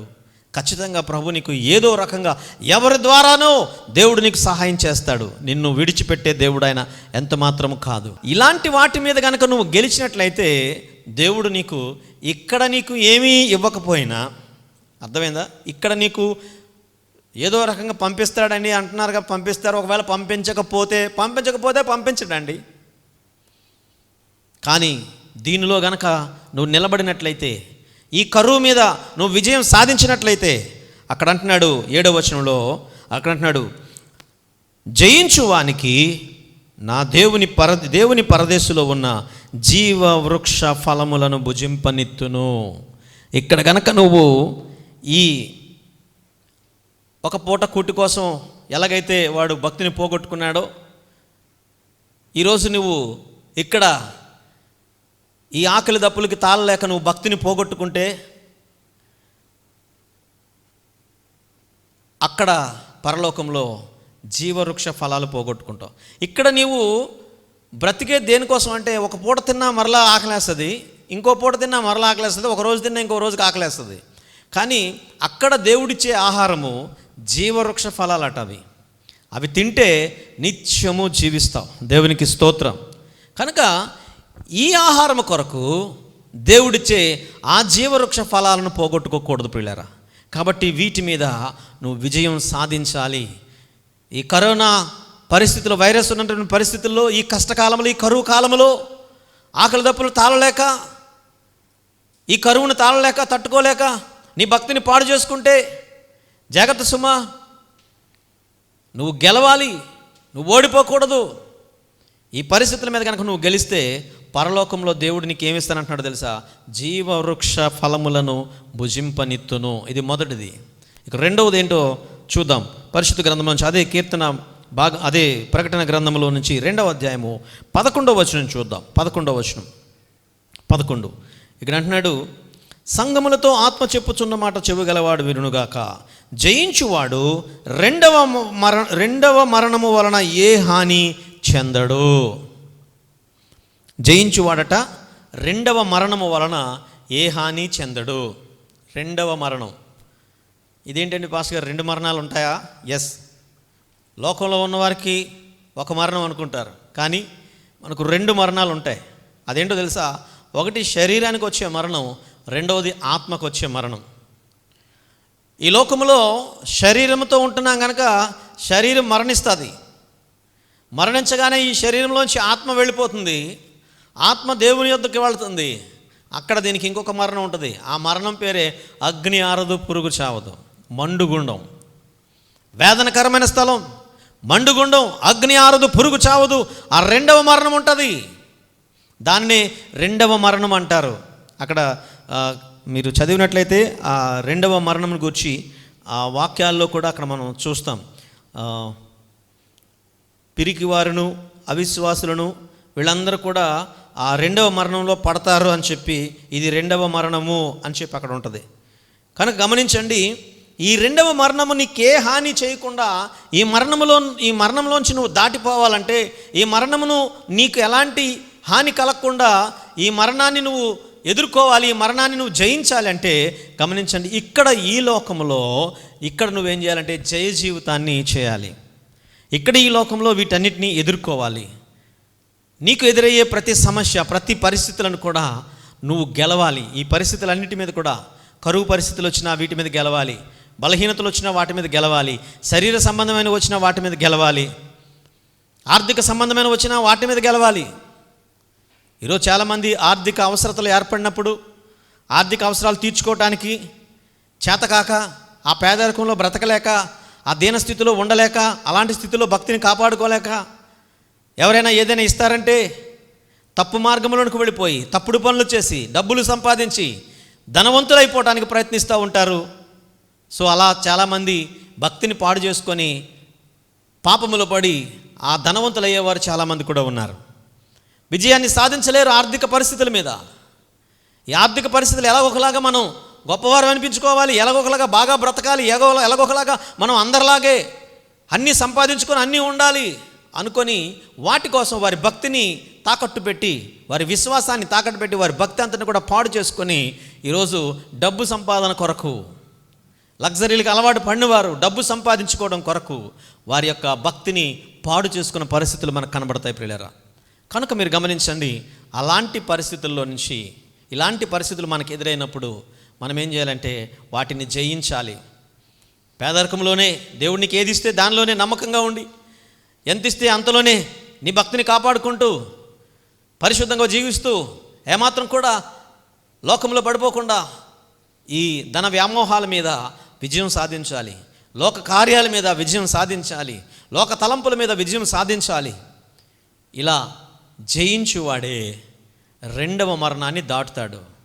మరి అలా ఇక్కడ జయించలేకపోతే ఈ తుచ్చమైనటువంటి ఈ ధనము కోసం, ఈ వెండి బంగారాల కోసం, ఈ లగ్జరీల కోసం, ఈ ఆస్తిపాస్తుల కోసం, ఈ అంతస్తుల కోసం, ఈ ఇల్లు వాకిళ్ళ కోసం, ఈ వెండి బంగారాల కోసం భక్తిని తాకట్టు పెట్టి, భక్తిని పక్కన పెట్టి, దేవుణ్ణి పక్కన పెట్టి నీ ఇష్టానుసారంగా జీవిస్తే గమనించండి, ఇక్కడ ఏ రోజులా చెల్లిపోద్ది అనుకుంటావు, చెల్లిపోద్ది. కానీ పరలోకంలో రెండవ మరణాన్ని నువ్వు దాటలేవు. రెండవ మరణము నీకు హాని కలిగిస్తుంది. రెండవ మరణం అంటే అగ్ని ఆరదు, పురుగు చావును, మండుగుండము. దానిని నువ్వు తప్పించుకోలేవు. మరి దాన్ని తప్పించుకోవాలంటే ఒకటే, ఈ లోకంలో నువ్వు బ్రతుకుతున్నప్పుడు విజయం సాధించి బ్రతకాలి. నీకున్న పరిస్థితులన్నిటి మీద కూడా విజయాన్ని సాధించాలి. ఏ పరిస్థితి ఎదురైనా దాన్ని తట్టుకొని దేవునితో గడిపి దేవునితో నడిచి దేవునితో నువ్వు గనక జీవించినట్లయితే ఈ పరిస్థితులన్నిటి మీద కూడా విజయాన్ని సాధించగలుగుతావు. ఎందుకంటే దేవుడు నీకు సహాయపడతాడు. విజయం సాధించడానికి దేవుడు నీకు సహాయపడతాడు. ప్రభువా, వీటిని నేను గెలవాలి, ఇలాంటి ఆర్థిక పరిస్థితులు వచ్చాయి, ఈ ఆర్థిక పరిస్థితుల మీద నేను గెలవాలి, అప్పుల పరిస్థితులు వచ్చాయి, వీటి మీద నేను గెలవాలి, ఇదిగో ఇలాంటి లోక తలంపులు వస్తున్నాయి, వీటి మీద నేను గెలవాలి, నా తలంపుల మీద నేను గెలవాలి ప్రభువా, నా ఆలోచనల మీద నేను గెలవాలి ప్రభువా, ఇదిగో నా యొక్క ఈ పరిస్థితులన్నింటినీ నేను తట్టుకొని గెలవాలి ప్రభువా అని చెప్పి దేవుని సహాయం తీసుకుంటే దేవుడు ఖచ్చితంగా నీకు సహాయం చేయడానికి సిద్ధంగా ఉంటాడు. ఈ పరిస్థితులన్నిటి మీద నీకు విజయాన్ని సాధిస్తాడు. అలా విజయం సాధించినట్లయితే, గెలిచినట్లయితే, జయించిన నీకు రెండవ మరణములో ఎలాంటి ఇబ్బంది లేకుండా రెండవ మరణాన్ని నువ్వు దాటిపోతావు. ఇది రెండవది. ఇక మూడవది గమనించండి, మూడవ మాట చదువుకుందాం పిల్లరా. అదే 2వ అధ్యాయం ప్రకటన గ్రంథం 25వ వచనంలోకి వెళ్దాం. 25వ వచనంలోనికి, క్షమించండి, 17వ వచనంలోకి వెళ్దాం. ఒకసారి మూడవది 17వ వచనంలోకి వెళ్దాం. 17వ వచనం నేను చదువుతున్నాను, వినండి. సంగములతో ఆత్మ చెప్పుచున్న మాట చెవి గలవాడు వినుగాక. జయించువానికి మరుగై ఉన్న మన్నాను భుజింపనిత్తును, మరియు అతనికి తెల్లని రాతినిత్తును, ఆ రాతి మీద చెక్కబడిన ఒక కొత్త పేరు ఉండును. దేవుని నామానికి మహిమ కలుగును గాక. పిల్లలు గమనించండి, జయించువానికి మూడవది ఏంటంట ఆయన అంటున్నాడు. మూడవది మీరు గమనించండి, జయించువానికి మరుగై ఉన్న మన్నా భుజింపనిస్తాను, మన్నా భుజింపనిస్తాను, మరియు అంటున్నాడు అతనికి తెల్లని రాతినిస్తాను, ఆ రాతి మీద చెక్కబడిన ఒక కొత్త పేరు ఉంటుంది అంటున్నాడు. మరుగై ఉన్న మన్నా. ఈ పరిస్థితుల మీద కనుక నువ్వు గెలిచావంటే, ఈ ఆర్థిక పరిస్థితుల మీద, ఈ కరువు కాలంలో ఈ కరువు పరిస్థితుల మీద, దీంట్లో ఇబ్బందిగా ఉందా? పిల్లలకు సరైన తిండి లేకుండా ఉంటున్నారా? ఆర్థిక అవసరాలు ఉన్నాయా? పని లేదు, సంపాదన లేదు, డబ్బులు లేవు, బాధపడుతున్నావా? నిజమే, ఇలాంటి కష్టకాలంలో ఉన్నావు. అయినను కూడా నీ పరిస్థితి అంతా దేవునికి చెప్పు. దేవుని సన్నిధిలో తట్టుకొని జీవించు. దేవుడు సహాయం చేయడానికి ఏదో రకంగా దేవుడు నీకు సహాయం చేస్తాడు. నీ పరిస్థితుల్లో నీవు, నీ కుటుంబము, నీ బిడ్డలు బ్రతకడానికి దేవుడు ఏదో ఒక మార్గాన్ని, ఏదో ఒక ఉపాయాన్ని దేవుడు కలిగిస్తాడు. ఎక్కడి నుంచో ఏదో సహాయం పంపిస్తాడు దేవుడు నీకు. భయపడొద్దు. అయితే వీటి కోసం నీ భక్తిని తాకట్టు పెట్టుకొని, నీ భక్తిని కోల్పోయి, దేవునిలోంచి తొలగిపోయి, లోకంలో పడిపోయి, పాపంలో పడిపోయి, ఏదో రకంగా డబ్బులు సంపాదించి కుటుంబాన్ని నడిపించేసుకుందామనే ఆలోచన మాత్రం వద్దు. ఆ ఆలోచన తీసివేయి. ఏ కష్టమైన నష్టమైన దేవుని కొరకు నిలబడతానని నిలబడు. అలా నువ్వు నిలబడితే ఈ లోకంలో ఉన్న ఈ ఆహారం కాదట. అర్థమైందండి? ఈ లోకంలో చాలా రకరకాల ఆహారాలు ఉన్నాయి. మంచి మంచి ఫుడ్, కాస్ట్లీ ఫుడ్స్ ఉన్నాయి. అర్థమైందండి? ఓ ప్లేటు స్విగ్గీలో ఆర్డర్ ఇస్తే 120, 180, 200 ఇలా. అదే నువ్వు పెద్ద స్టార్ హోటల్ నుంచి ఆర్డర్ చేసావు అనుకోండి, అక్కడ ప్లేట్ 1000 రూపాయలు, 1400, 1200, 1500 ఇలా ఉంటాయి. అట్లాంటి ఆహారం తినేవారు చాలామంది ఉన్నారు. సాధారణమైన చిన్న హోటల్లోకి వెళ్ళి తినే స్థాయిలో కొంతమంది ఉంటే, మిడిల్ క్లాస్లో కొంతమంది ఉంటే, హయ్యర్ క్లాస్లో పెద్ద స్టార్ హోటల్, 5 స్టార్ హోటల్లోకి వెళ్ళి ఆ పూట భోజనం చేసేవాళ్ళు చాలామంది ఉంటారు. కానీ గమనించండి, ఇప్పుడున్న పరిస్థితులు అయితే అయ్యో పూటగడ్డమే చాలా కష్టంగా ఉంది కదా. ఇలాంటి పరిస్థితుల్లో నీ విశ్వాసాన్ని నువ్వు కాపాడుకుంటున్నావా? లేకపోతే ఏదో మాయలో పడి, ఏదో లోకంలో పడి, సాతాను వేసే తంత్రాల్లో పడి నీ విశ్వాసాన్ని పోగొట్టుకొని, నీ భక్తి జీవితాన్ని పోగొట్టుకొని, పరిస్థితుల మీద గెలవకుండా సాతాను నిన్ను ఓడించాలని చూస్తూ ఉంటాడు. నువ్వు సాతాను మాయలో, సాతాను ఉచ్చులో పడిపోయి దేవుడిచ్చే ఆధిక్యతను కోల్పోయి ఈ లోకంలో ఉన్న వీటి కోసం నువ్వు ఓడిపోయిన వాడుగా ఉంటావా? ఈ పరిస్థితుల్లో కనుక నువ్వు జయిస్తే, ఆయన అంటున్నాడు, ఈ ఖరీదైన ఆహారాలు కాదు, ఇంతకన్నా బలమైనది గొప్పవి. ఏంటంట? మరుగై ఉన్న మన్నా భుజింపనిస్తాడట. ఈ మన్నా గురించి మనకు తెలుసు, బైబిల్ చదివిన వారందరికీ మన్నా గురించి తెలుసు. ఈ మన్నా ఎప్పుడు వీళ్ళు చూశారంటే, మోషే కాలంలో ఇజ్రాయిల్ అందరూ కూడా, దేవుని ప్రజలందరూ ఐగుప్తులోంచి బయలుదేరి కనానుకు వెళుతున్న సమయంలో వారు మార్గ మధ్యలో వారికి ఆహారం అయిపోయినప్పుడు, ఆహారం లేనప్పుడు, ఆకలితో బాధపడుతున్నప్పుడు, వారందరూ మాకు ఆకలేస్తుంది, ఆహారం కావాలని అడుగుతున్నప్పుడు దేవుడు వారి కొరకు పరలోకములో నుంచి మన్నా అనే ఆహారాన్ని ఆయన కురిపించాడట. మన్నా కురుస్తుంది వారున్న చోటున. వారెక్కడైతే, ఏ అరణ్య ప్రాంతంలోనైతే, ఏ మైదానంలో అయితే వారు ఉన్నారో, వారు ఉన్న ప్రాంతంలో ఆకాశం నుంచి దేవుడు మన్నా కురిపించి వారి ఆకలి తీర్చాడు. వారు ఆహారం లేని ప్రయాణం చేస్తున్న రోజులన్నీ కూడా ఆ మన్నాతోనే వారిని పోషించాడు.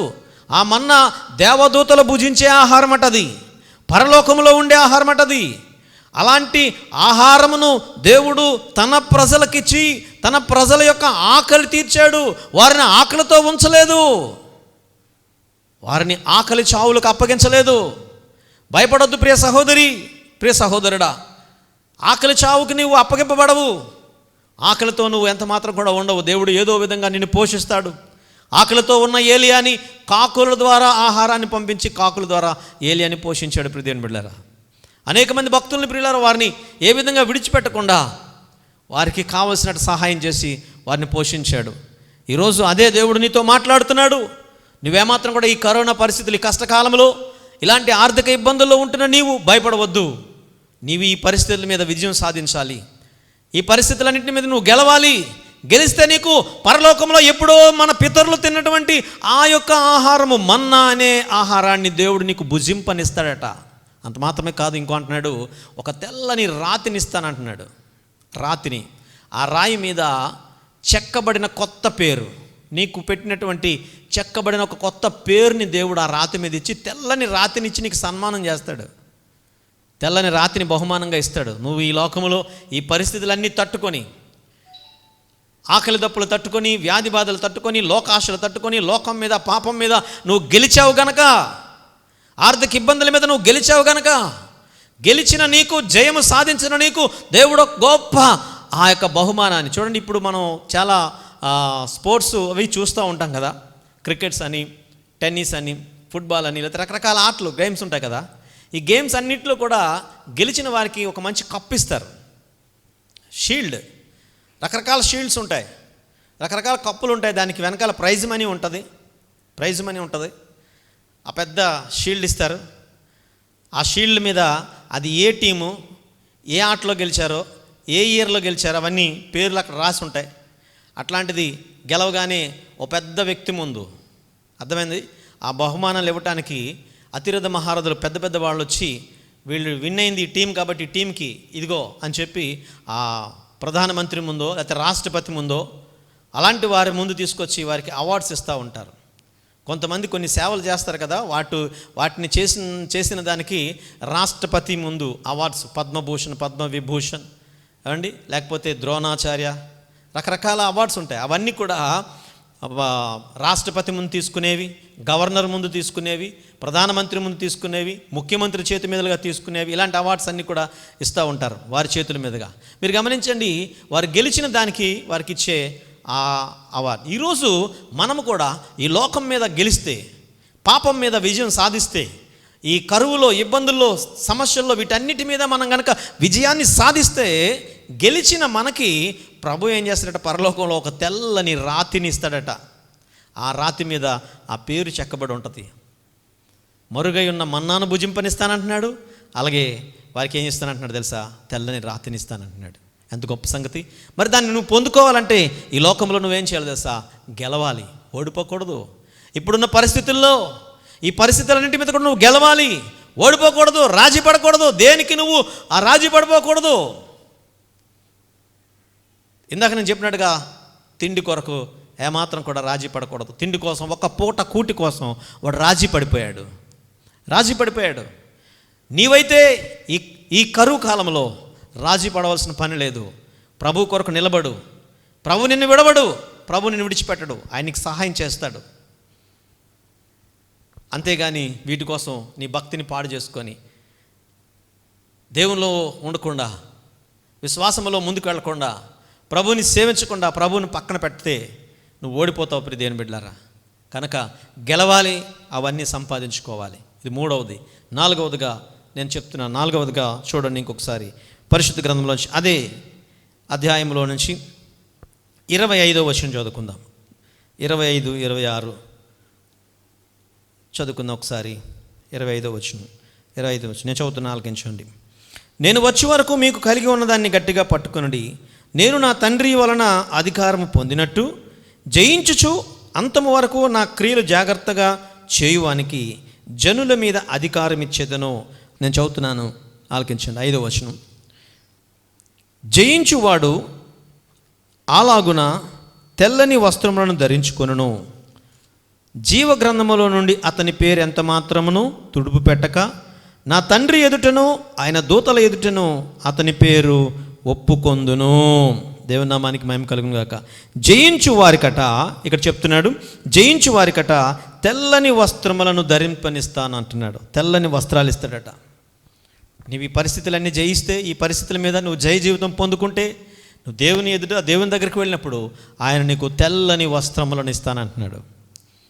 తెల్లని వస్త్రాలు. అంత మాత్రమే కాదు, ఇంకేమన్నాడంటే తెల్లని వస్త్రాలనే కాకుండా ఆయన అంటున్నాడు, నీ పేరు జీవగ్రంథము నుండి ఎంత మాత్రమును తుడిచిపెట్టక నా తండ్రి ఎదుటను ఆయన దూతల ఎదుటను అతని పేరు ఒప్పుకొందును. నీ పేరుని జీవగ్రంథంలోంచి తుడిచివేయకుండా, నువ్వు రక్షణ పొందగానే, బాప్తిష్యం పొందగానే దేవుడు నీ పేరుని జీవగ్రంథంలో లిఖించాడు. నీకు దేవుని సేవకుడు ఇక్కడ ఒక పేరు పెడతాడు. నీకున్న ఇంతకుముందు మీ తల్లిదండ్రులు పెట్టిన పేరు వేరు కావచ్చు, కానీ నువ్వు రక్షింపబడిన కానీ, బాప్తిష్యం పొందగానే, సంఘములో చేర్చబడిన తర్వాత సంఘ సేవకుడు నీకు ప్రార్థించి ప్రభువు ఏ పేరైతే తలంపులో ఇస్తాడో ఆ పేరు నీకు పెడతారు. ఆ పేరుని జీవగ్రంథంలో దేవుడు లిఖిస్తాడు. ఆ జీవగ్రంథంలో నీ పేరు రాయబడుతుంది.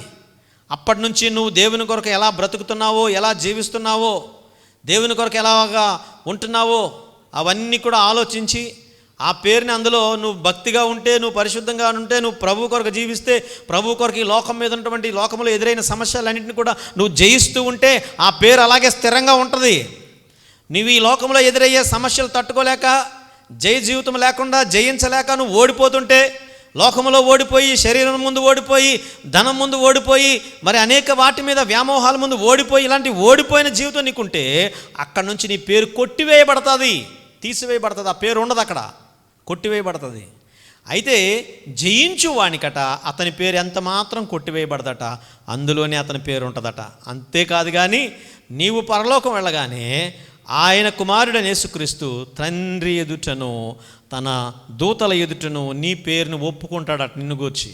అతడు మంచి కుమారుడు, మంచి దేవుని కొరకు భక్తిగా బ్రతికాడు, లోకంలో విజయం సాధించాడు. లోకం మీద ఎన్ని సమస్యలు వచ్చినా, ఎన్ని ఆర్థిక ఇబ్బందులు వచ్చినా, ఎన్ని కరువు వచ్చినా, కాటకం వచ్చినా వాటి మీద ఆయన జయించాడు, జయ జీవితం కలిగి ఉన్నాడు. కాబట్టి ఇదిగో అతని పేరు నేను ఒప్పుకుంటానని తండ్రి ఎదుట అత్యున్నత సింహాసనం దగ్గర ఆ పరమ తండ్రి కూర్చున్నప్పుడు, ఆ జీవ గ్రంథంలో అతని పేరు ఉన్నప్పుడు ఆ పేరు తుడిచిపెట్టకుండా ఆయన పేరు ఒప్పుకుంటాడు. దేవదూతల ఎదుటను, తండ్రి ఎదుటను, కుమారుడైన క్రీస్తు అతని పేరును ఒప్పుకుంటాను అంటున్నాడు. ఇది ఎవరికో తెలుసా? జయించువానికి. జయించువానికి. ప్రియదేవుని బిడ్డ, ఈ మధ్యాహ్న కాల సమయంలో జయిస్తున్నావా? లోకంలో ఎదురయ్యే పరిస్థితులను జయించాలి. ఇంకో మాట చదువుకుందాం, గమనించండి. 6వ మాటగా చదువుకుందాం. 3వ అధ్యాయం 11వ వచనం. 3వ అధ్యాయము 11వ వచనం చదువుతున్నాను, ఆలకించండి. నేను త్వరగా వచ్చుచున్నాను, ఎవడనూ నీ కిరీటమును అపహరింపకుండున్నట్లు నీకు కలిగిన దాన్ని గట్టిగా పట్టుకొనుము. జయించు వానిని నా దేవుని ఆలయంలో ఒక స్తంభముగా చేసేదను, అందులో నుండి వాడు ఇక మీదట ఎన్నటికి వెలుపలికి పోడు. మరియు నా దేవుని పేరును పరలోకములో నా దేవుని యొద్ద నుండి దిగి వచ్చుచున్న నూతనమైన యెరూషలేమును నా దేవుని పట్టణము పేరును, నా క్రొత్త పేరును వాని మీద వ్రాసెదను. ఎంత గొప్ప సంగతి అండి! ఎంత మంచి మాట చెప్తున్నాడు చూడండి. జయించు వానికట, చక్కగా చెప్తున్నాడు. జయించు వానికట నీ కిరీటమును అపహరింపకుండునట్లు నీకు కలిగిన దాన్ని గట్టిగా పట్టుకో. జయించు వానిని నా దేవుని ఆలయంలో ఒక స్తంభముగా చేస్తాను. దేవుని ఆలయంలో ఒక స్తంభముగా నేను చేస్తాడట జయించు వాన్ని. నువ్వు స్తంభంగా ఉంటావు. స్తంభం తెలుసు కదా, ఇప్పుడు ఈ ఇల్లు ఉందనుకోండి, దీనికి మంది 60 గజాలు ఉన్నప్పుడు 6 స్తంభాలు వేసాం, 6 కాలమ్స్. పక్కకు కొంచెం జరిగినప్పుడు అక్కడ ఒక మళ్ళీ కొన్ని 6 స్తంభాలు వేసాం, మొత్తం 12 స్తంభాలు. 12 కాలమ్స్ ఉన్నాయి వీటికి. ఈ 12 కాలమ్స్ మీదే ఈ 3 ఫ్లోర్ల బిల్డింగ్ నిలబడి ఉంది. ఇంత ఇల్లంతా కూడా ఈ 12 కాలమ్స్ మీద నిలబడి ఉంది. కాబట్టి ఈ కాలమ్స్ చాలా ఇంపార్టెంట్. గోడలు కాదు, గోడల మీద లేదు ఈ ఇల్లు, స్తంభాల మీద ఉంది, కాలమ్స్ మీద ఉంది. కాబట్టి ప్రతి స్తంభము కూడా చాలా ఇంపార్టెంటే. ఏ స్తంభము కదిలిపోయినా మేడ కూలిపోద్ది. ఈరోజు నీవు కూడా దేవుని యొక్క సంఘములో నిన్నొక స్తంభముగా చేస్తానంటున్నాడు దేవుడు. ఫిల్లర్, దేవుని యొక్క మందిరములో నువ్వు ఒక స్తంభంగా ఉంటావు, ఒక స్తంభంగా చేయబోతున్నాడు. అట్టి స్తంభముగా నువ్వు ఉండాలంటే ఈ లోకములో ఎదురయ్యే వాటన్నిటిని కూడా నువ్వు జయించాలి. ప్రత్యేకించి ఈ పరిస్థితుల్లో, ఈ కరువు కాలంలో ఈ కరువును నువ్వు జయించాలి, ఈ ఇబ్బందులను నువ్వు జయించాలి, వీటన్నిటిని జయించి దేవుని కొరకు నిలబడాలి. అలా నువ్వు నిలబడినట్లయితే ఆయన అంటున్నాడు, నిన్ను ఒక స్తంభముగా చేస్తానంటున్నాడు. అందులో వాడు ఇక మీదట ఎన్నటికి వెలుపలికి పోడు, బయటికి ఎన్నటికి వెళ్ళవట. స్తంభము దేవుని మందిరములో ఉంటావు. అలాగంటున్నాడు, మరియు నా దేవుని పేరును పరలోకములో నా దేవుని యొద్ద నుండి దిగివచ్చుచున్న నూతన యెరూషలేమును నా దేవుని పట్టణము పేరును, నా క్రొత్త పేరును వాని మీద రాసెదను. దేవుని పేరు నీ మీద రాయబడుతుంది. నూతన యెరూషలేము. ఈ లోకమంతా అంతమైపోయిన తర్వాత పరలోకం నుంచి ఒక నూతన యెరూషలేము దిగి వస్తుంది భూమి మీదకి. ఇక్కడ దేవుడు నూతన యెరూషలేము అని, అంటే ఎత్తబడిన వారందరూ కూడా పరలోకంలో ఉంటారు కదా, పరలోకం వెళ్ళిపోయిన వారందరూ కూడా ఆ పరలోకంలో ఉన్నప్పుడు ఆయన మరలా వారందరినీ వెంటబెట్టుకొని కిందకు వస్తాడు ఆయన. అప్పుడు నూతన యెరూషలేము అనే పట్టణం, ఇన్ని పేర్లు ఉండవు, అప్పుడు ఇన్ని దేశాల పేర్లు ఉండవు. ఇప్పుడు దాదాపుగా 200 పైన దేశాల పేర్లు ఉన్నాయి. కానీ అప్పుడు ఒకే ఒక పేరు, నూతన యెరూషలేము అనే పట్టణం. ఆ పట్టణంలో ఇప్పుడు ఈ దేశాల్లో ఇన్ని అధికారులు ఉన్నారు, ఇంతమంది ముఖ్యమంత్రులు, ప్రధానమంత్రులు, ఇంతమంది మిగతా మంత్రులు అందరూ ఉన్నారు. కానీ అప్పుడు ఆయన ఒక్కడే రారాజుగా ఉంటాడు క్రీస్తు. ఆయన మనకి కొన్ని అధికారాలు అప్పగిస్తాడు. జయించిన వారందరూ కూడా ప్రజలను ఏలుతారు. కనుక జయ జీవితము మనకు చాలా అవసరం ప్రియులారా. జయిస్తే ఆ క్రొత్త పేరును దేవుడు నీ మీద రాస్తానంటున్నాడు.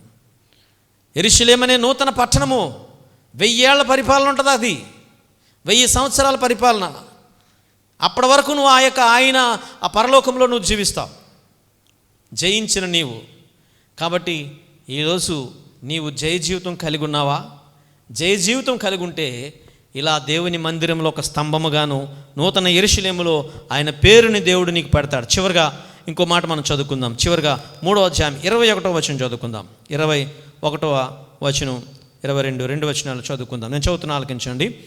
నేను జయించి నా తండ్రితో కూడా ఆయన సింహాసనమందు కూర్చుండి ఉన్న ప్రకారము జయించు వానిని నాతో కూడా నా సింహాసనమందు కూర్చుండనిచ్చేదను.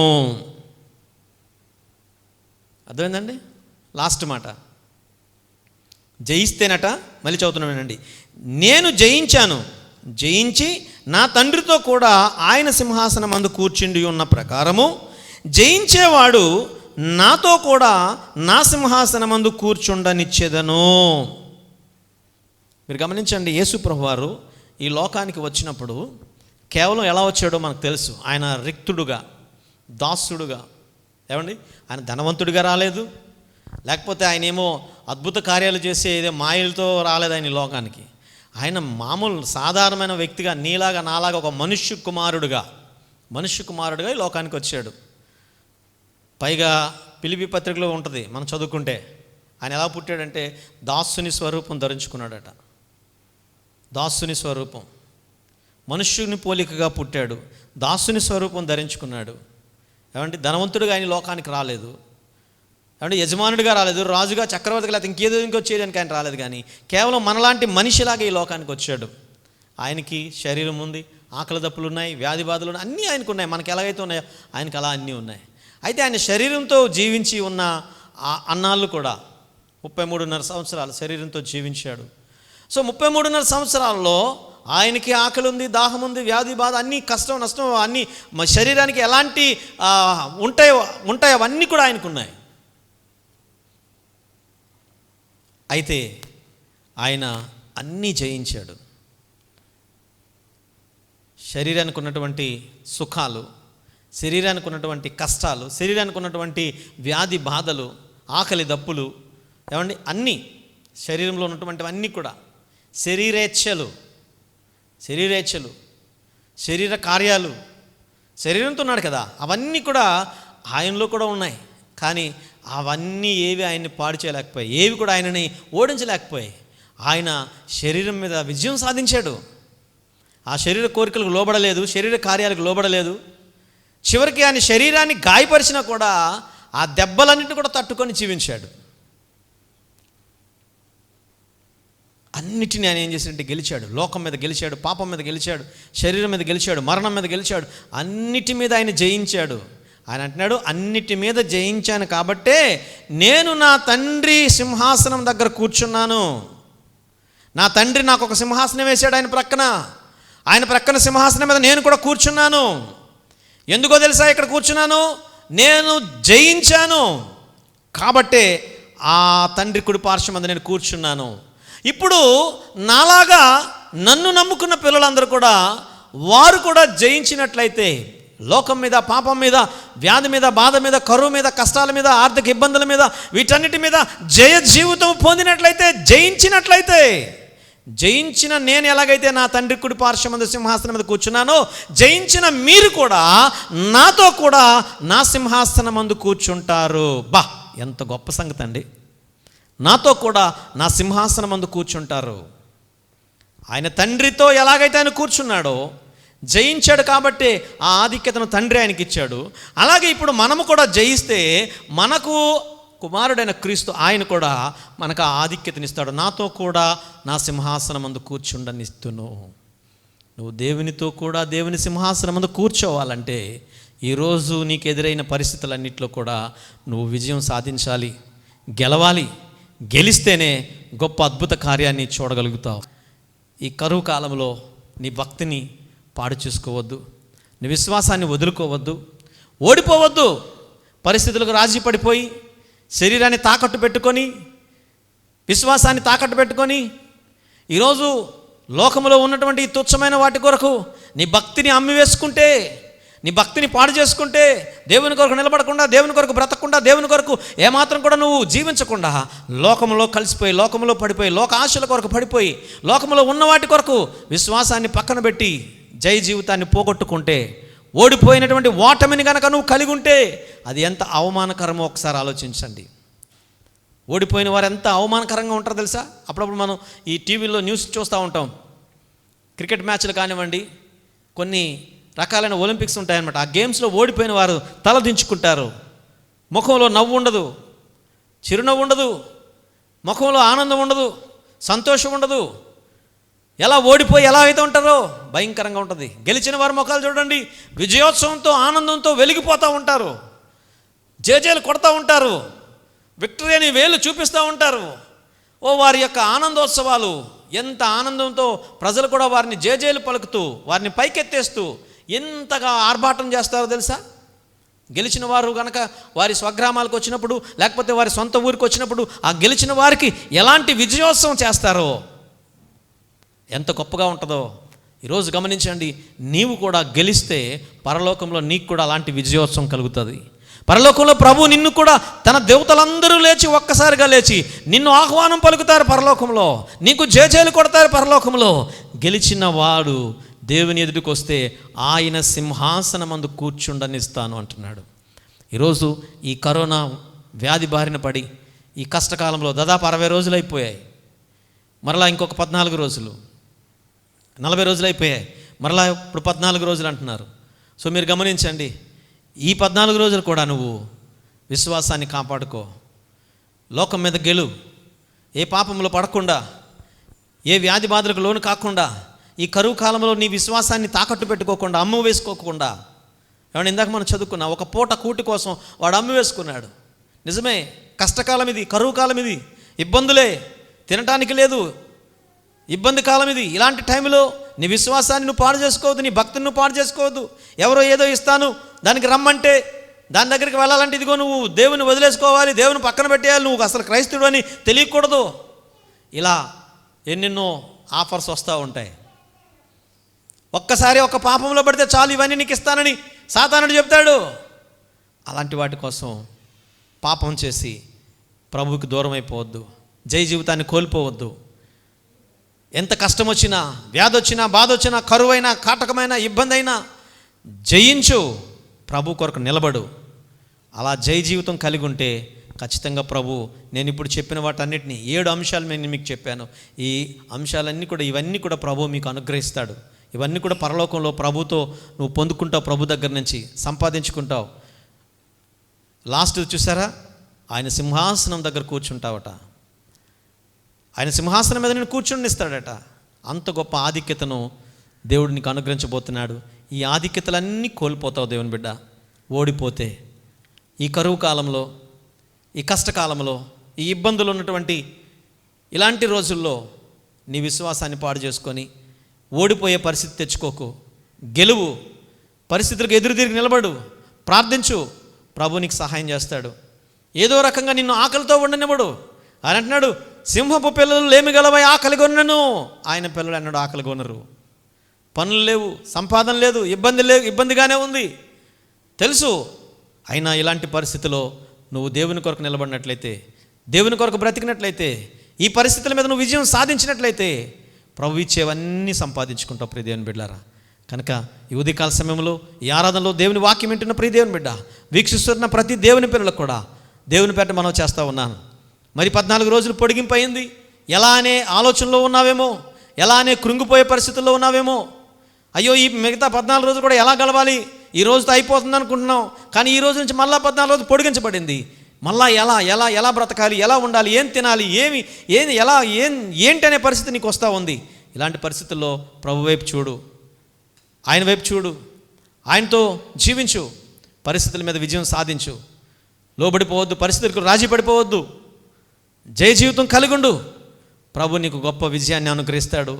ప్రభు కొరకు నిలబడితే ఒకవేళ ఎవరు ఇవ్వకపోయినా, ఎవరు ఏ సహాయం చేయకపోయినా, ఆకలి దప్పులతో నువ్వు మరణించినా, ఈ లోకంలో నువ్వు ఆకలి దప్పులతో మరణించవచ్చేమో కానీ పరలోకములో ఇవన్నీ నువ్వు పొందుకుంటావు, ఇవన్నీ సంపాదించుకుంటావు. దేవుని కుడి పార్శ్వమందు దేవుని సింహాసనం మీద నువ్వు కూర్చుంటావు. అట్టి గొప్ప ఆధిక్యత ప్రభు నీకు ఇస్తున్నాడు. కనుక ఈ ఆధిక్యతను నువ్వు జ్ఞాపకం చేసుకొని పరిస్థితులకు రాజీ పడకుండా విజయం సాధించు, జయ జీవితం కలిగి ఉండు. ఖచ్చితంగా గెలిచిన నీకు, జయించిన నీకు ఇవన్నీ ప్రభువు నీకు అనుగ్రహిస్తాడు. ఖచ్చితంగా ఈ లోకంలో దేవుడు నీకు సహాయం చేస్తాడు. ఒకవేళ చేయకపోయినా కూడా ప్రభు కొరకు నిలబడి ఉన్నట్లయితే ఆ పరలోకంలో దేవుడు అనుగ్రహించి అన్నీ సంపాదించుకుంటావు. కనుక ఇవన్నీ ఎవరికి అంటే జయ జీవితం పొందిన వారికి. కనుక ఈ వాక్యాన్ని వీక్షిస్తున్న దేవుని పిల్లలారా, వాక్యాన్ని ఒకసారి ఆలోచించండి. గెలవాలి, మనం పరిస్థితుల మీద గెలవాలి, ఈ లోకంలో ఉన్న వాటన్నిటి మీద మనం గెలవాలి. గెలిస్తే ఖచ్చితంగా దేవుడు మనకు సహాయం చేస్తాడు. గెలుపు ఓటములు సహజమండి అని చెప్పి కొన్నిసార్లు ఓడిపోయే పరిస్థితి వచ్చినా ప్రభు మరలా నీకు అవకాశం ఇస్తూ ఉన్నాడు. ఇప్పటి వరకు నువ్వు కొన్నిసార్లు ఓడిపోయి ఉండొచ్చు, మరలా ప్రభు నీకు అవకాశం ఇస్తూ ఉన్నాడు. ఇలాంటి కరువు కాలం వచ్చింది, ఇలాంటి ఇబ్బందుల పరిస్థితి వచ్చింది కాబట్టి ఇలాంటి ఇబ్బంది పరిస్థితుల్లో కూడా ప్రభు నీకు గెలవటానికి సహాయం చేస్తాడు, నిన్ను నడిపిస్తాడు, గెలుపు మార్గంలో నిన్ను తీసుకెళ్తాడు, జయ జీవితాన్ని నీకు అనుగ్రహిస్తాడు. కాబట్టి వాక్యాన్ని వింటున్న నీవు ఇప్పుడే ఒక మంచి సమర్పణ తీసుకో. నేను గెలుస్తాను, ప్రభు కొరకు నిలబడతాను, ప్రభు కొరకు ఏ కరువు వచ్చినా, ఆకలి దప్పులైనా, వ్యాధి బాధలైనా ప్రభు కొరకు నేను జీవిస్తానని ఒక తీర్మానం తీసుకో. ఖచ్చితంగా దేవుడు నిన్ను దీవించి ఆశీర్వదించి పరలోకంలో దేవుడు అనుగ్రహించేవన్నిటిని కూడా పొందుకుంటావు. దేవుడి కొద్ది వాక్యాన్ని తన వెనుకల్లో దీవించుగాక. ప్రార్థన చేద్దాం. పరిశుద్ధుడైన తండ్రి, ప్రేమగల ప్రభువానికి వందనాలు, స్తోత్రాలు. ఇంతవరకు నాయన ఆరాధన అంతట్లో మీరు నడిపించినందుకు స్తుతులు, స్తోత్రాలు చెల్లిస్తున్నాం. ప్రారంభించిన మొదటి ప్రార్థన వరకు చివరి వరకు ప్రభా మీ సన్నిధి మా మధ్యలో ఉంచారని మేము నమ్ముచున్నాం. నానా వాక్యాన్ని మీరు దీవించండి. వాక్యం విన్న ప్రతి ఒక్కరి హృదయాలలో వాక్యం మంచి నేల పడిన విత్తనం వలె అది మొలకెత్తడానికి సహాయం చేయండి ప్రభా. నిజమే, ప్రతి ఒక్కరూ మేము గెలవాలి, మేము జయించాలి, ఎక్కడ మేము ఓడిపోకూడదు. ఎట్టి పరిస్థితులు వచ్చినా, ఇలాంటి కరువు కాటకాలు ఎన్నొచ్చినా, ఇరుకు ఇబ్బందులు ఎన్ని కలిగినా వీటన్నిటిని మేము జయించాలని ఒక జయ జీవితం నీ బిడ్డలందరికీ మీరు దయచేయమని ప్రార్థన చేస్తున్నాను. తండ్రి నీకు వందనాలు.